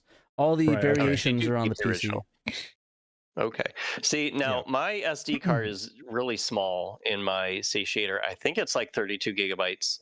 So it does not hold that many games. And the reason I'm afraid to like move on to a different SD card is because the satiator's pretty picky about the SD card that you use in it. That's the cause of like a lot of problems with the satiator is just an SD card that it doesn't like. And the SD card cannot keep up with like streaming data. So you get, the audio jittering or the FMV jittering or whatever. So I found an SD card that works perfectly. I never have problems with it. Don't want to mess with it. Yeah, sadly it's small. So I have to just keep cleaning out the fridge and pulling stuff out to put new stuff in. Yeah, so I can't really afford to like keep the Japanese version of Gundam and the English translation on there. I've just got and in that case I go with the English translation, almost every time. Why not? If you ever need to bring your SD card, we can help you out with that. I got a 512 gigabyte one, and I made sure that it was like an actual SD card, not like a micro in a sleeve or anything like that. It was just mine is actually a micro. And it works. Is a micro? Yeah, mine most is too. Of them do. Most of them do, but that is an extra point of stress. Or that's an extra. So it's an extra failure point. So I just get like a regular SanDisk, like the highest extreme whatever. Highest read and write speeds possible. 512 gigabytes. That seems to work. But as people release more stuff, it's like even I am starting to get a little uncomfortable. Like I'm gonna have to clean out some of this stuff in order to make room, So I have a separate SD card just for homebrew and stuff like that. I was gonna say you're gonna have to get all those sexy Mahjong games off your SD card. I'm sorry, Dave. I just don't have the room for it anymore. No sacrifices need to be made to keep those on there. Yeah, right. Spare no expense for the sexy Mahjong games. What do you guys think of our top 10 Saturn stories? We did have a lot of honorable mentions. I won't read them off here. There are a bunch. You can check them out on the bottom of my story on SegaSaturnShiro.com. If you disagree or agree, let us know in the comments below the video, or hop onto our Shiro Facebook page, or talk to us, any other way. Hop on the Discord and talk about it. Let us know what you guys think your top Saturn stories of 2025 were. Yeah. Let us know. Let us know. Do you want me to read off the honorable mentions? Oh, if you want, sure. If you want, we're going a little late on time, but if you'd like. Well, there were lots of Saturn news, and Dan, you put out here are all the ones that didn't quite make the cut. You had the Saturn Mr. Core updates, STV Titan emulation, additional light gun support. So lots of stuff for Mr. That was awesome. Dan, you got a Mr. this past year, right? And you were able to do a bunch. Was it Mr. in 2025 that you got the Mr. And then you were able to like the beginning. I think of it was you were writing about Mr. before that for a long time, but you finally got one and you were able to do all that. I can pull the receipts. Now I can speak from now I can speak from first person, first-hand experience with it. Yeah, Lobotomy Software's engine code uploaded to GitHub. That went public or as open source, for folks to use. That's cool. Hope somebody's playing around with that. New Saturn tribute titles on modern platforms: Steam Hearts, Advanced VG, Farland Saga 1 and 2, Bubble Symphony. So yeah, we got a lot of ports to the Switch and the PlayStation 5 emulated. Or whatever. They're emulated, the original games. Right. Exactly. Oh, okay, right. Not ports. They're they are original games using, I guess, the Zebra. I pulled the Yeah. receipt stand. And it Emulator. was late 2024 that you got to Okay, you. I can't remember if it's the very end of Late 2024. Oh, okay. okay. It's been a while Oh. then. It's been a while. Yeah, it's been Time over just a year. It flies. was November 18th is when I ordered it. I shipped gotcha. out. Okay, so that was like Happy Christmas. So Yeah. let's see. Panzer Dragoons Vi remake info and images revealed after a long wait. They were somewhat disappointing, I think, to most folks. They were, Still news though. it's still news. It's still news. No, I'm just saying that was the takeaway of that story was like, right. oh boy, they have a lot of work to do. Big yikes. Wuxi ODE CD Switch now available. So that was cool for folks you who covered have that the. one, Dave. Yep, I think so. I don't know. That was a long time ago.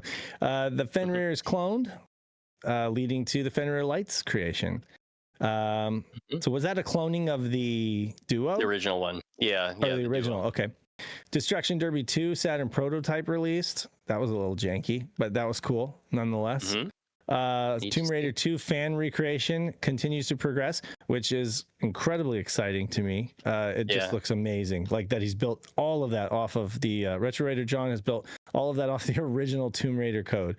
In addition to some of his own, fine tunings and codes and stuff like that. But just goes to show you what's possible on the Saturn if you give a shit. Right. Saturn and aren't being paid under the table to keep it on another console. Saturn on the convention circuit. Art Festival includes Red Moon Lost Days. Fans bring the Saturn to Gamescom 2025. Dragon Ball Homebrew hits up Brazilian conventions, RetroCon, and Game Dev Show. So yeah, lots of cool Saturn stuff going on at conventions. VBT releases beta for Flashback on Saturn. That was a cool homebrew project. That was awesome. Yeah, very well done. Very well done. Yeah. One of arguably maybe one of the best ways to play it now, because it was like the Amiga version, which was great in its own right. And, he spent a lot of time on that, bringing it to Saturn and making it great. And then limited run games announced Prize Fighter Heavyweight Edition for PS4, PS5. So all cool, honorable mentions, some really good ones. But yeah, no, I like the list that we had. Really good stuff. Awesome things happened this past year. Yeah. We probably need to do like a long form podcast to talk about it with all of us Shiros. That'd be fun. Schedule one up. And then schedule one up. And then also, when's Game On Expo? Game On Expo's in March. Yeah, March. Okay, yeah, March that is 13th. right around the corner. 12th, 13th, 14th. Adam's going to be there, so I might have to come. Yeah, definitely. Just to see you. I'm getting the CRTs. We can do some more video shooting. And you don't even have to pay for a hotel. You can go in my guest room. I miss you too. Really? We have a guest room now. So you have a guest room. You don't even have to pay for a hotel. Just get your ass. Well, wait. I didn't pay for a hotel last time. Where was I last time? Oh, you were on the floor in my. You're in my office. Oh, that was your office. Okay, I was like that. I thought that was Pat's like Laserdisc room or something like that. That's the dungeon. Maybe it doubled as his Laserdisc room. All right, it's 4:39. I guess I need to read off the patrons. Yes, run our patrons. Patreon jingle from Random. Alrighty, the Patreon. Thank you to our supporters. So I can't hear it. Should I go? Yeah, go for it. Yeah. All right, we have several patron supporters, many of them like long-time supporters who support us at the $10 and up level, and we love to shout you guys on the cast and let everybody know that you guys are helping bankroll SHIRO. You are. Murder of Crows. We needed it this one. We went through a lot of money because of hosting. We almost paid $700 because they wanted to lock us in. That was ridiculous. Yeah. Yeah, but did we get the SSL certificate thing figured out? Because we got that all sorted out, I think. Oh, okay, all right. Yeah, so A Murder of Crows, Cerulean, Chad Clark, Chris Piper, Daniel Fredrickson, Derek Pascarella, A-Team, Emerald Nova, Evo42, Fat Drunk Friend Otaku, Gem Class or Rank, Johannes Fetz, Lion Wing Publishing, Memphis, Normal Guy, Nut Rages, Robert Ramsey, Paul Bort, Rowan Dinkt, Sega Steve, Shadow Mask, Stone Man, and Young Money Sui. Thank you all. You guys rock. We appreciate you so much. And then for everybody who supports us at the the lower levels, we love you too, and your name will be in the credits at the end of the show. If you can't afford to support us monetarily, just give us your time. Come be in a part of the conversation in our Discord. Click the link. It's been shared in the comments. It's in the description. Join the SHIRO Discord. Be a part of the community. Get involved. Do something cool. Lots of folks have. And let's make 2026 the biggest Saturn we'll news make year 2026 the biggest year for Saturn. All the fan translations. We'll be pushing hard. You know, the bubble hasn't burst yet. Nope. People are still buying Sarus. I mean, yeah. So like, we're gonna take advantage of it while we can. You know, keep it going as long as we can. Gonna make a hard push for videos. Hopefully, we'll try to get more videos up this year and podcasts. I know I looked at the analytics. I think we were like 20 videos short of 2024. So hopefully we'll get more podcasts and videos up. Yeah. Hoping get that sorted. Yeah. Well, thank you for watching, everyone. Thank you for listening. We really appreciate it. We hope to see you next week. Yeah, well, I'll be doing a stream of Charat and maybe Mobile Suit Gundam if I have time. Yeah, don't go anywhere. Pat's doing a stream, so he's just gonna switch over to his streaming format or whatever. Yeah. Might But we'll be a short one, but we'll try. Until next time, this has been Saturn Dave, Dan Trax, and Trainoco, reminding you that you must play Sega Saturn. We'll catch you later.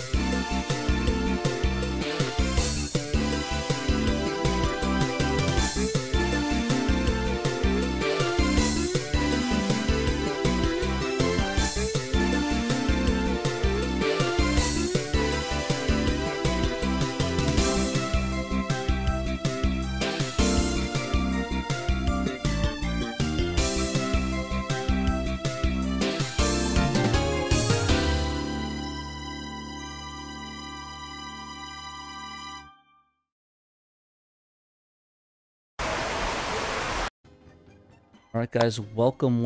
We are doing a stream of a certain game from an anime. So go into that. I'll do all the intro stuff in a second.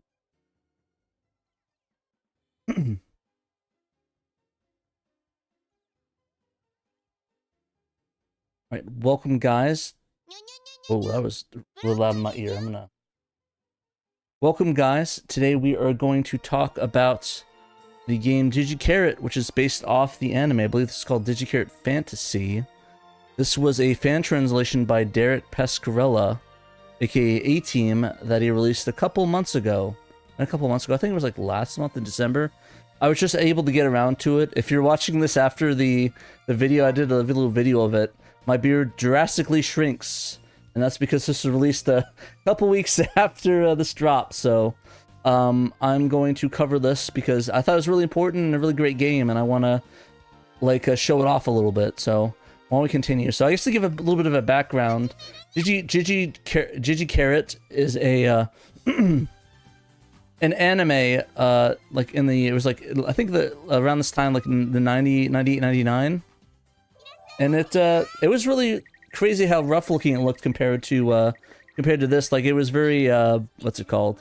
Very cell animated, so it was very not the best looking. But this one looks a lot better, weirdly enough. And Derek Pescarella actually did a great job and did the subtitles and translated this with the help of a couple other people. And I'm just really excited to play this and check it out. This is gonna be a weird story where pretty much all the characters are sucked up into like an alternative universe. It gets kind of surreal versus the comedy anime. So hopefully y'all enjoy it and find it really surreal as I do.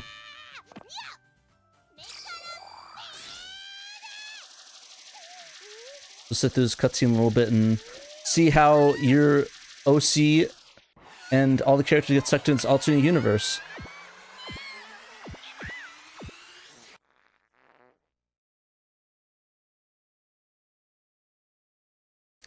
Alrighty, and you play as perspective. I think it's like an sort of shown like OC character.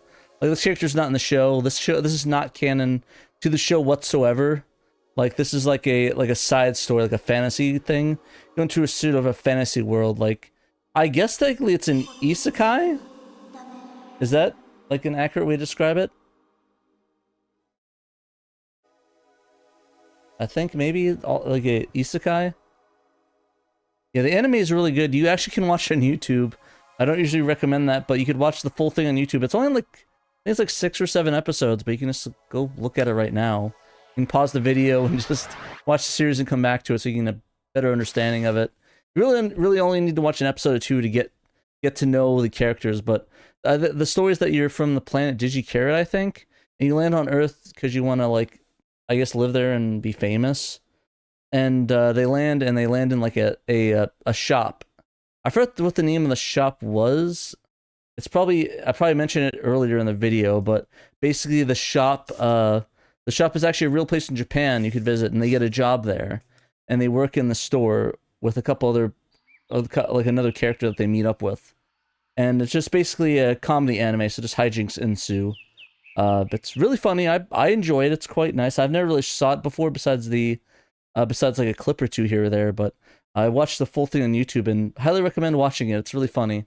And it's only like it's only about the length of a movie, like a relatively long movie. I think it's like an hour and 42 minutes. So yeah, you could binge through it like in just like an afternoon instead of something else. And it's really fun. This is a visual novel. A visual novel is the best way to describe it. I don't know if it's like a dating sim per se, but it's very visual novel-esque. This it's interesting. Yeah, interesting choice for the costume for this character. I think this is Charat herself, I think.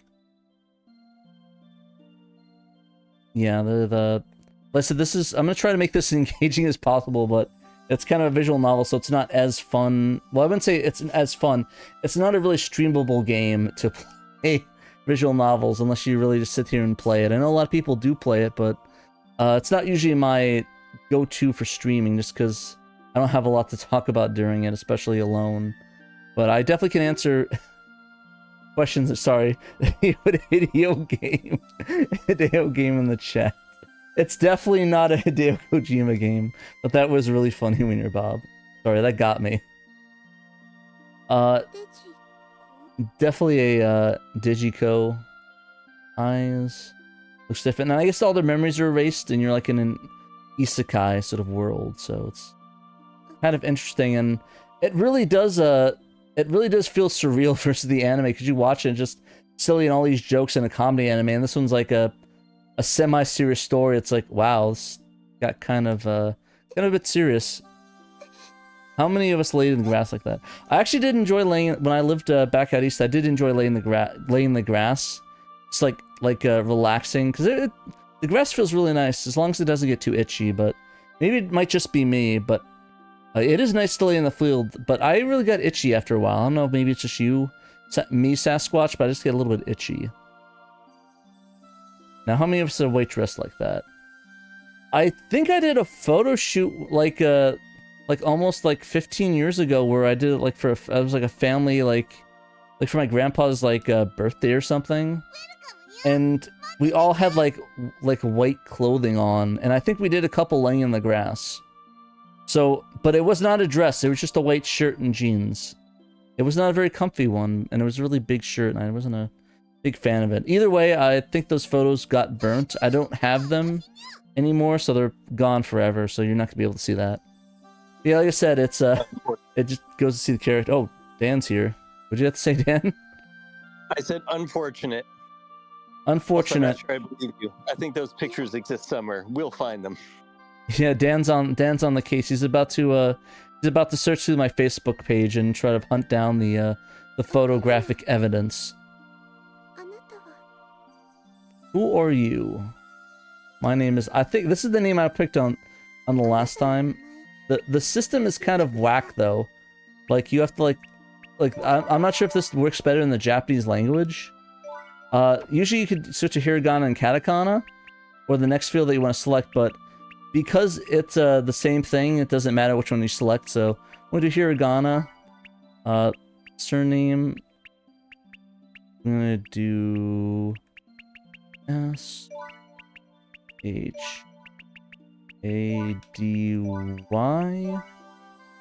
Gonna go to the next field. And backspace. Yeah, it's kind of weird. You have to like do this weird menuing, and it's not particularly my favorite menuing, but I mean, it gets the job done, I guess. You just have to get used to it. Maybe it was more robust in the Japanese language. There we go. And then, of course, we have to do... I don't know if I can fit his full name in here, but we'll try. M-I-N-E...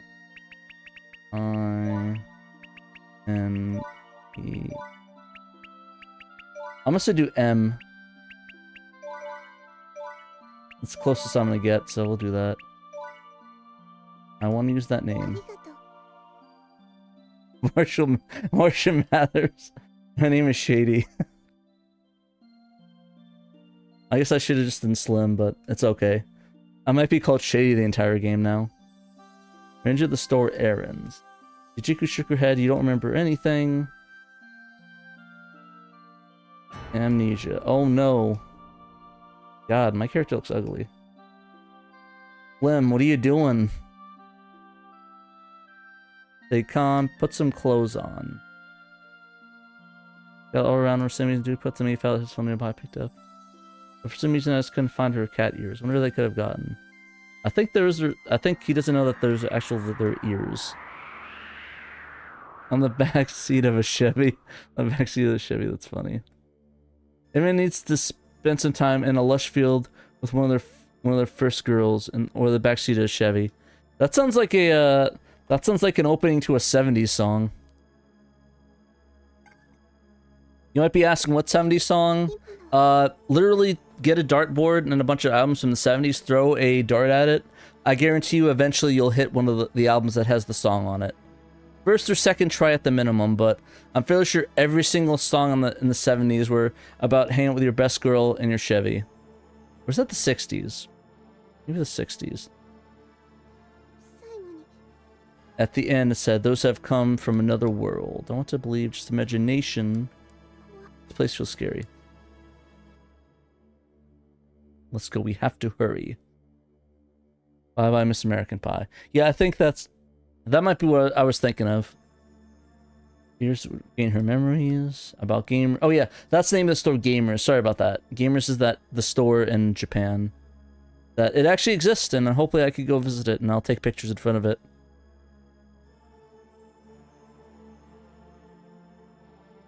Definitely not normal. We're supposed to be at Gamers a while ago. This is strange.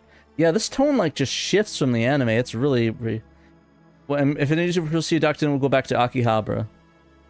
Or Alabama, if you can't pronounce Akihabara. Sweet home Akihabara, where the game prices are so expensive. Home Akihabara. Doo-doo-doo-doo. Alrighty, another FMV cutscene. The thing we saw from there was, yeah, there's no way it could be the force max view away from us. This is definitely not Akihabara. Little bit underdeveloped to be Akihabara. I don't know what this. There must be some kind of mistake. This world. Just now I heard the sound of a bell somewhere. Was there? Did you hear that just now too? Why did she just replace save this world? Oh god, she got stupid on top of it. Great. Well, I guess she's just gonna be just useless to us. Alrighty. Oh, alright.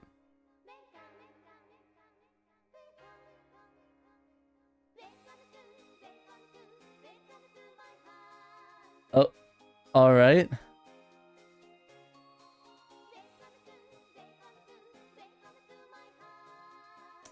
Yeah. Feet.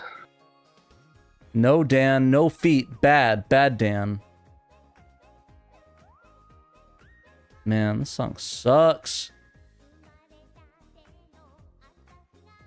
Oh, okay. Not vibing this one.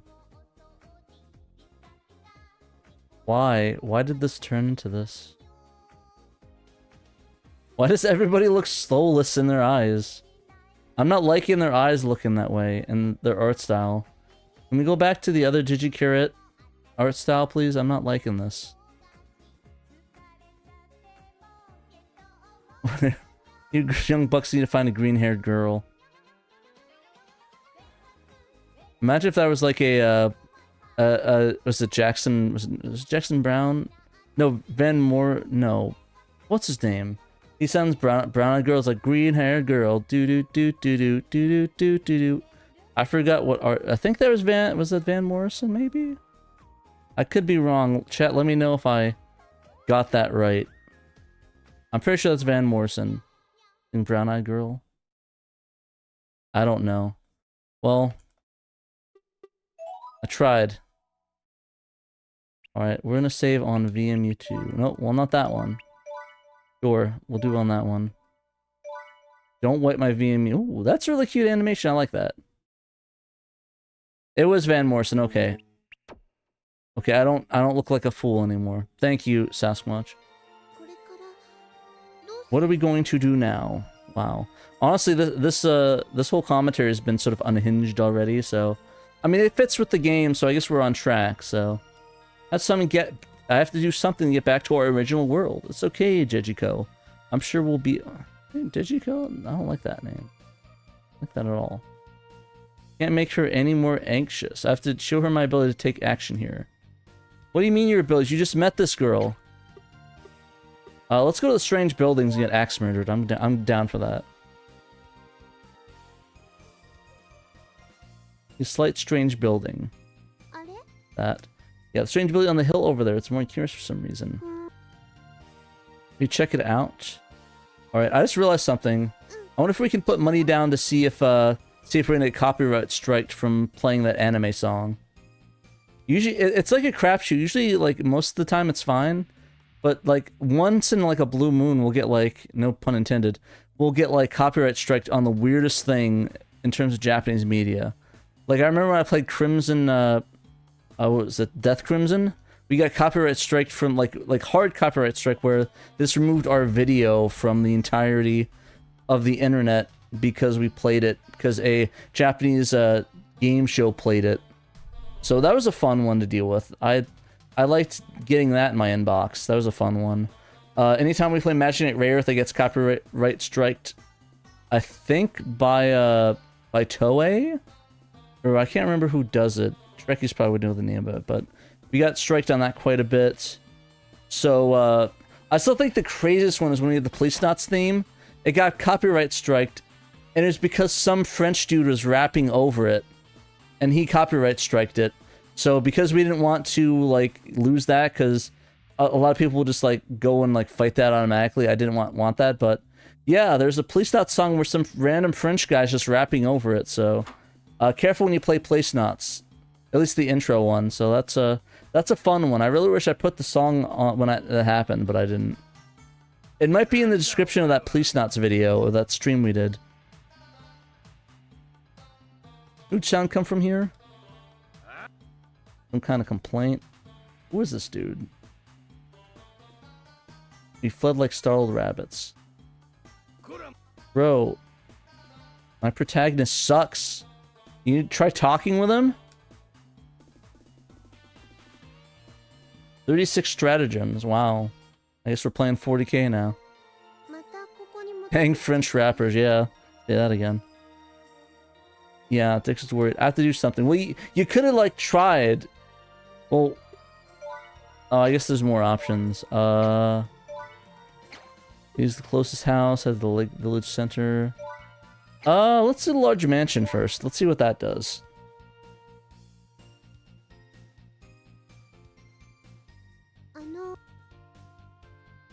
When there's a splendid mansion. It's a big mansion with rich maid with a rose garden. In the store's garden where lots of roses are blooming. Well, grabbed it pretty well, at least. Do you want to see the mansion? And after all, let's go and take a look. I want to see that too. Or you get locked out of it. Is the guy gonna get to go up to the mansion and try to knock up like, oh, well the gate's locked, I might as well just go back, there's no point. Hello? Time cute voice files, but there's no response at all. Wonder if they're out. Bro! Are you kidding me? You suck. Your protagonist sucks. Bro, I guess this is what happens when it's some nervous kid. Alright, I guess we can get the laundromat. Let's try the village center. Hopefully the guy doesn't get scared by talking and interacting with a person again.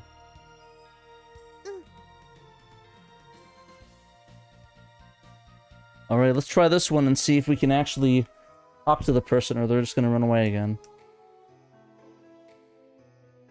Come and think, can I even use my money here? Probably not. Wow, okay. To be fair, that one's on that dude. That guy kind of was a dick, so it seems I can't use my money. What a letdown. Obviously my worst dish goes happy looking at all the accessories lined up in the stall. That I can buy none of it. Got anything good. Woman. And yours, old man? Not a chance. Just messing them a bit since I'm not busy. Oh. Where are you kids from? Akihabara. And this is where they hang you for treason. Or witchcraft. So you kids say the strangest things. How weird. Aha. Oh, I thought you said Akihabara. Ha. Akihabara. If it's really fueling my anxiety. This protagonist like sucks. You need to take charge, dude. You're stuck in this alternate world with all these people that are kind of your friends, I guess. I wasn't really clear on that, and you're just like not like taking point on that. Like you need to buck up and like start like putting your feet down on these people. Oh, not putting them on the people. Put your feet down and talk to these people and try to like do some recon or something.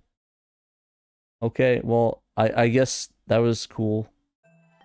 Well, I guess this one moved the story a little bit more forward, so I guess we're going to the shrine. Properly examine the amnesia. Stop shouting, anxiety across her large eyes. Let's go. Those look a little tough. So cute. With smile just for me. All right. Alrighty. This protagonist sucks. Unfortunately, this is what we're stuck with, everybody. Zed said, I had a few chicks out in my league, but I can't deny getting nervous in a few situations. Yeah, I mean, I guess since this guy just got isekai'd into the other universe, maybe I might be being a little bit too harsh on him. Like he was just minding his own business and they shot a laser beam and he went through a bookshelf and got to wherever this world is. Did you just say you only played video games? At least do some calisthenics. Radio calisthenics. Bro, this guy needs to get some cardio stat. But I guess, like, I mean, I could see that, but I mean, at least you can, like, talk to people normally, I guess. And not be afraid of every single person that you talk to. Yeah. Shady. Like, I know. Feel like I know it. With small shrine maiden who's cleaning the garden. She about the same age as Dejiko. Shrine maiden in training. What does she mean by that? The broom right over in the shrine maiden or something? Talking about? By that, do you mean the white ribbon? Nope. Nope, not the yellow fellow. Could be possibly the broom, could it? The broom. She probably could have said the broom in the first place, but honestly, she's probably not all withered right now. Linger at gamers after closing. After saw her doing that through the glass. What is this guy's problem? Does everyone in Japan just that's like I don't know. I guess maybe I'm over in analyzing this guy, but like, bro, why are you watching her through the window? Like, get a life, dude. Can I possibly borrow that broom for a moment? Huh? It's gonna be one of the... Oh, yeah, there it is.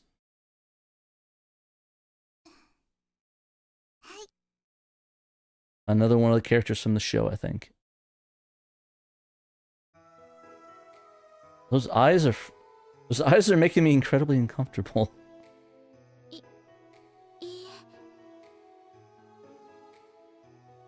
A bit squished a bit.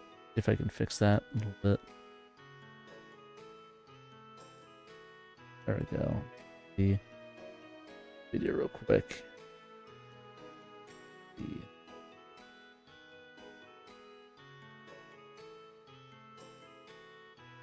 That was weird. I don't know. There's like stretch for some reason.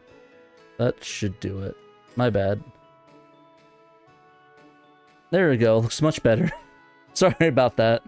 That was weird. I don't know why that was stretched for. Broom in hand, I hurried back to Dechiko's side.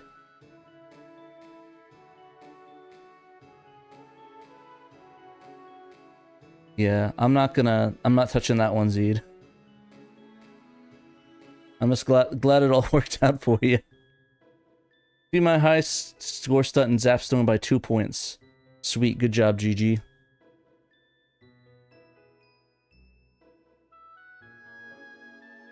Just like that, she continued sweeping, moving deeper into the shrine guards. Her body really does remember, may the day her merry return isn't so far off.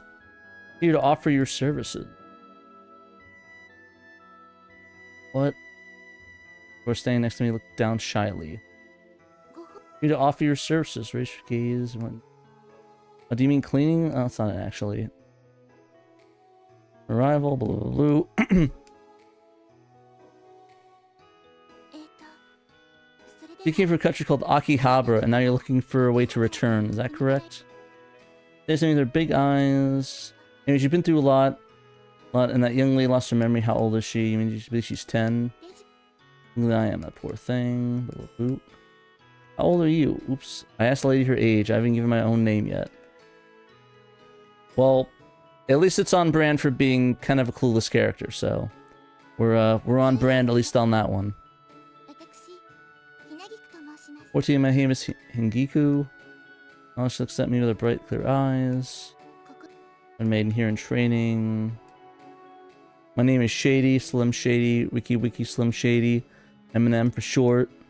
Marshall Mathers, if you're my friend. I'm listening to Phenomenon as I hurry to myself. Hinagiku? Fufu, don't worry. What? Why are you calling me fake? Not cool. My father might know something. Is your father just gonna randomly yell at me again? It's been the trend so far. I don't know why everyone's acting crazy. They need to stop. As father, you kind of come this way. Moment. And just let her just sweep away. Really happy she gripped the broom and cleaned. Alrighty, I'm not touching that one. I'm not. No. I'm just gonna continue on. You might know something. A little twirl overhead, we might find out what your memory is. Head back to your world, so let's check it out. Take that broom and let's go. He really wants that broom. I'd rather stay like this. Well, I mean, she's got the outfit, I guess, so... Yes, that makes sense. Why? I'm sorry, they look so... Those eyes are freaking me out. I have a feeling they're just gonna, like, kill me or something.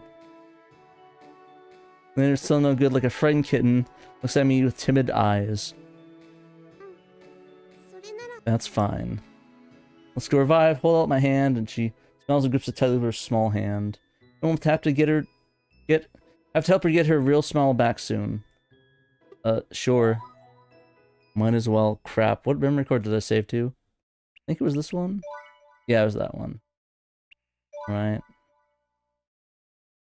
There we go. I'm gonna try to remind myself that I need to rename myself. My surname has to be Shady. I don't know why it's they're referring to me as my surname. I feel very royal. Sir Shady of the Slim. I always played a game like... It's a parallel world, just a little different from our own. I played a game like that before. The switch buildings wherever you can stop. The shrine felt Japanese put me at ease. I actually wonder what game he's referring to. In kimono. In draw, I found myself captivated by the painting. This is my mother.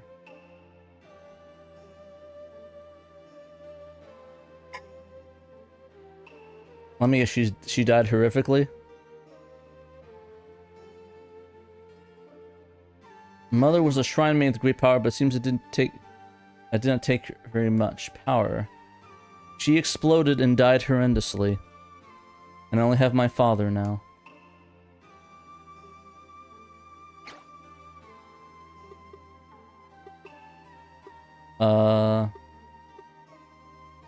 Well, I suck, so I'm gonna stay silent. I'm gonna pick the... yeah, I'm gonna stay in character. This is an RPG, and I'm gonna play it as the worst protagonist I've ever seen in my life. We talked to either Shimels inaccurately. I might have accidentally did the right one, but... To show how far apart things in any compared to Japan are. What do you mean by that? I'd like to... Do you just mean like the social interaction stuff, or... Sorry, I didn't mean to say something like that. Please don't worry about it.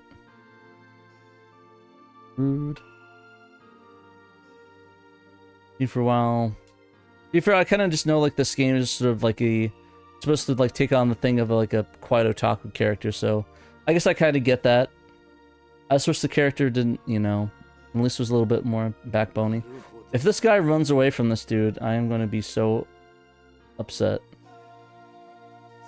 You're searching a way to return to your own world, is that right? I think it was crazy, but seems he believed me. Yes, and a way to restore Dejiko's memories.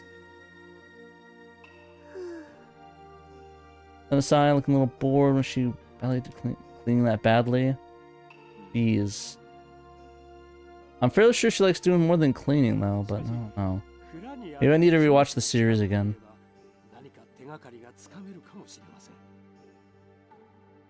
Of course, please give me a little time. I'm in this humble shack. You're welcome to stay. Wow. Okay. Well, we're making some progress. The character didn't instantly start yelling at me, so I guess that's good. If you care, I am counting on you.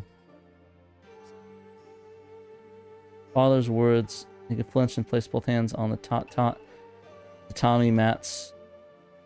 Why is she so tense? Probably doesn't have a good relationship with her dad. I had to take a guess. Low rumbling, and the earth was groaning. Already got some earthquake action going on. Did they like blow up the house or something?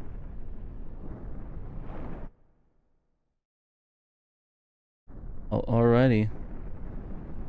Oh, I guess we're in Japan, so earthquakes, that kind of makes sense.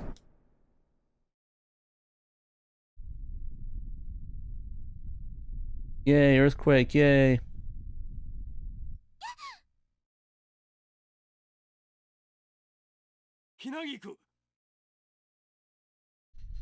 Hold on to something.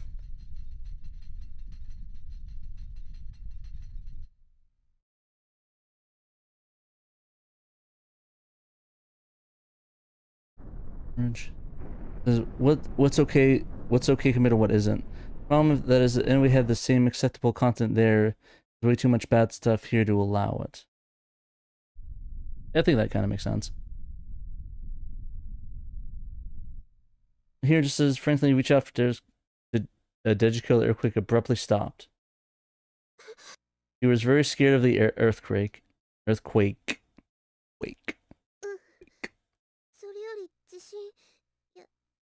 Indeed. Get a lot of earthquakes here. Earthquakes, but this one, big one, is rare. I'm guessing it probably has to do with our arrival, or maybe not. Because it was like started a week ago, so it probably, maybe relatively. That feeling about this, I felt that it was merely a prelude. What happened? There's nothing I can do. 8 years ago, his last words were spoken as if to. Yep, knew it. Called it. Died horrendously. Even I still haven't met Hiriko's mother. She must be more beautiful than she's dead. She dead. Did you not hear the was context? When you see a was, that means they aren't alive no more. They're dead. Oh no, I'm sorry. Face turns. I haven't eaten anything since we came in this world. Just had some tea. Did we need to? Yeah, that works.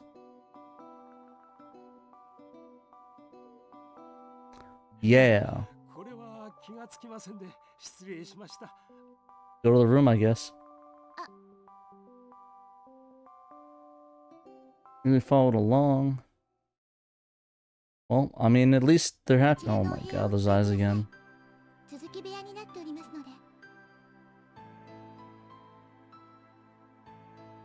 Close the room. Yeah, sure. Like the design is fine. Just the eyes are just really off-putting for some reason.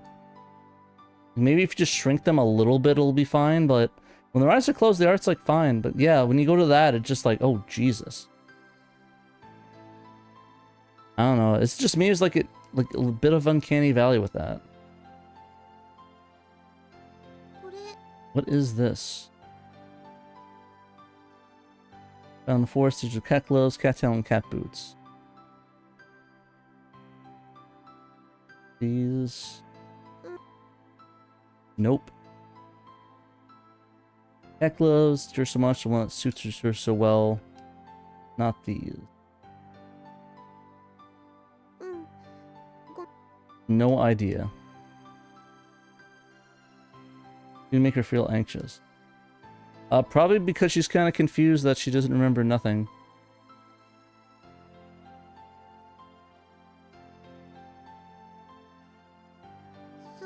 I see.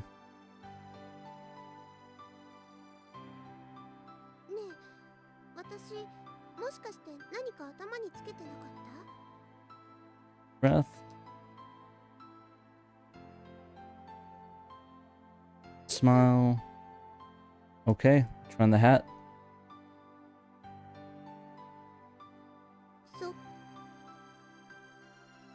Cat ear attachment, get her memories back. Alrighty, I guess we're fighting the... Well, might as well get some help. Oh dang it, I forgot. I'm playing the horrible character trait. I should just look for it myself.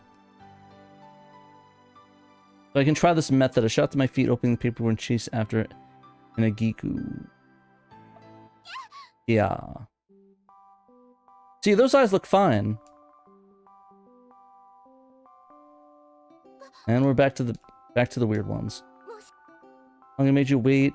Aw man, miso all over the place. I want some miso soup. I'm hungry for that right now, actually.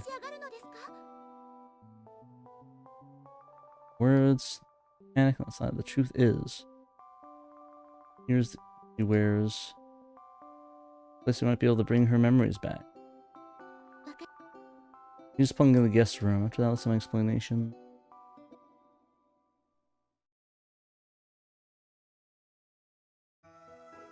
Peacefully before me, all made for her.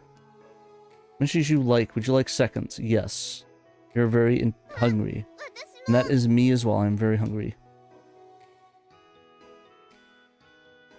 Helpings, but more than this hungry. So delicious, couldn't stop eating. I think there's me at Hot Pot. I really like Hot Pot, I found. Shady. Well, then I'll see you later. Well, my head slightly return. That was her head as well. Iron is hot. Bring the room, Hinaku. I head to the guest room. Hinagiku. I keep saying that wrong. Hinagiku. Relief. Hinagiku arrived, came in, held several boxes in her arms. Thinks she missed the point, but that's fair enough. Everyone's missing the point. Completely. I'll accept it. I'll be happy. Would happy if they used. Thank you for the bottom of the heart, Hinagiku. Space lit up with happiness.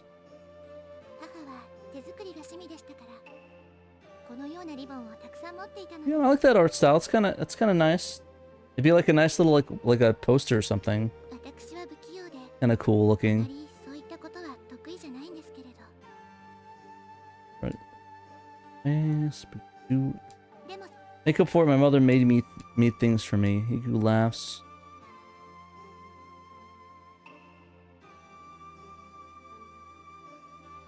Yeah, Dragon Saturn. We just did some like I said, we just covered some of the news. We just covered the best of articles and things like that, or the best articles of the year of 2025, and just covered some of the Bull Bale stuff. If there's anything too serious, you can just rewind it. It's a nice list. It's like an hour and a half, so you got a lot of episode to listen to. And she could look down, same expression she had in front of her father. Ramono tightly as her small shoulders were trembling slightly. I am sorry. No. Following through and continuing anything more, I didn't know what to do.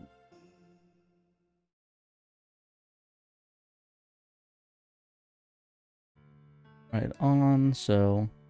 Don't think this ribbon's gonna work. I think you have to find the actual ribbon. Be happy, but the ribbon might be cute too. Just really want to look at it. That was a good idea. Didn't try to put the ribbon...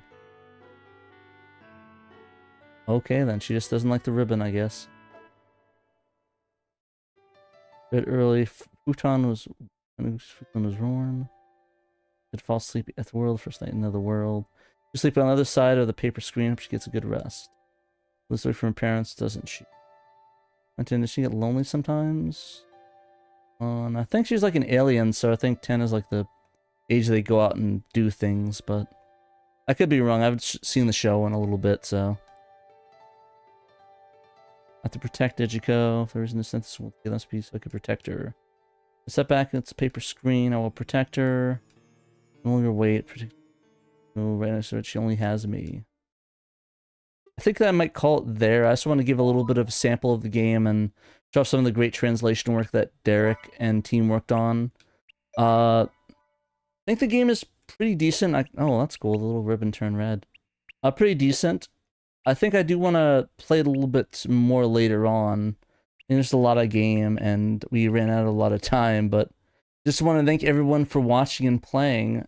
And thank you for Derek and team for making this. This is an awesome game, and I'm glad that we can finally play it in English after all these years.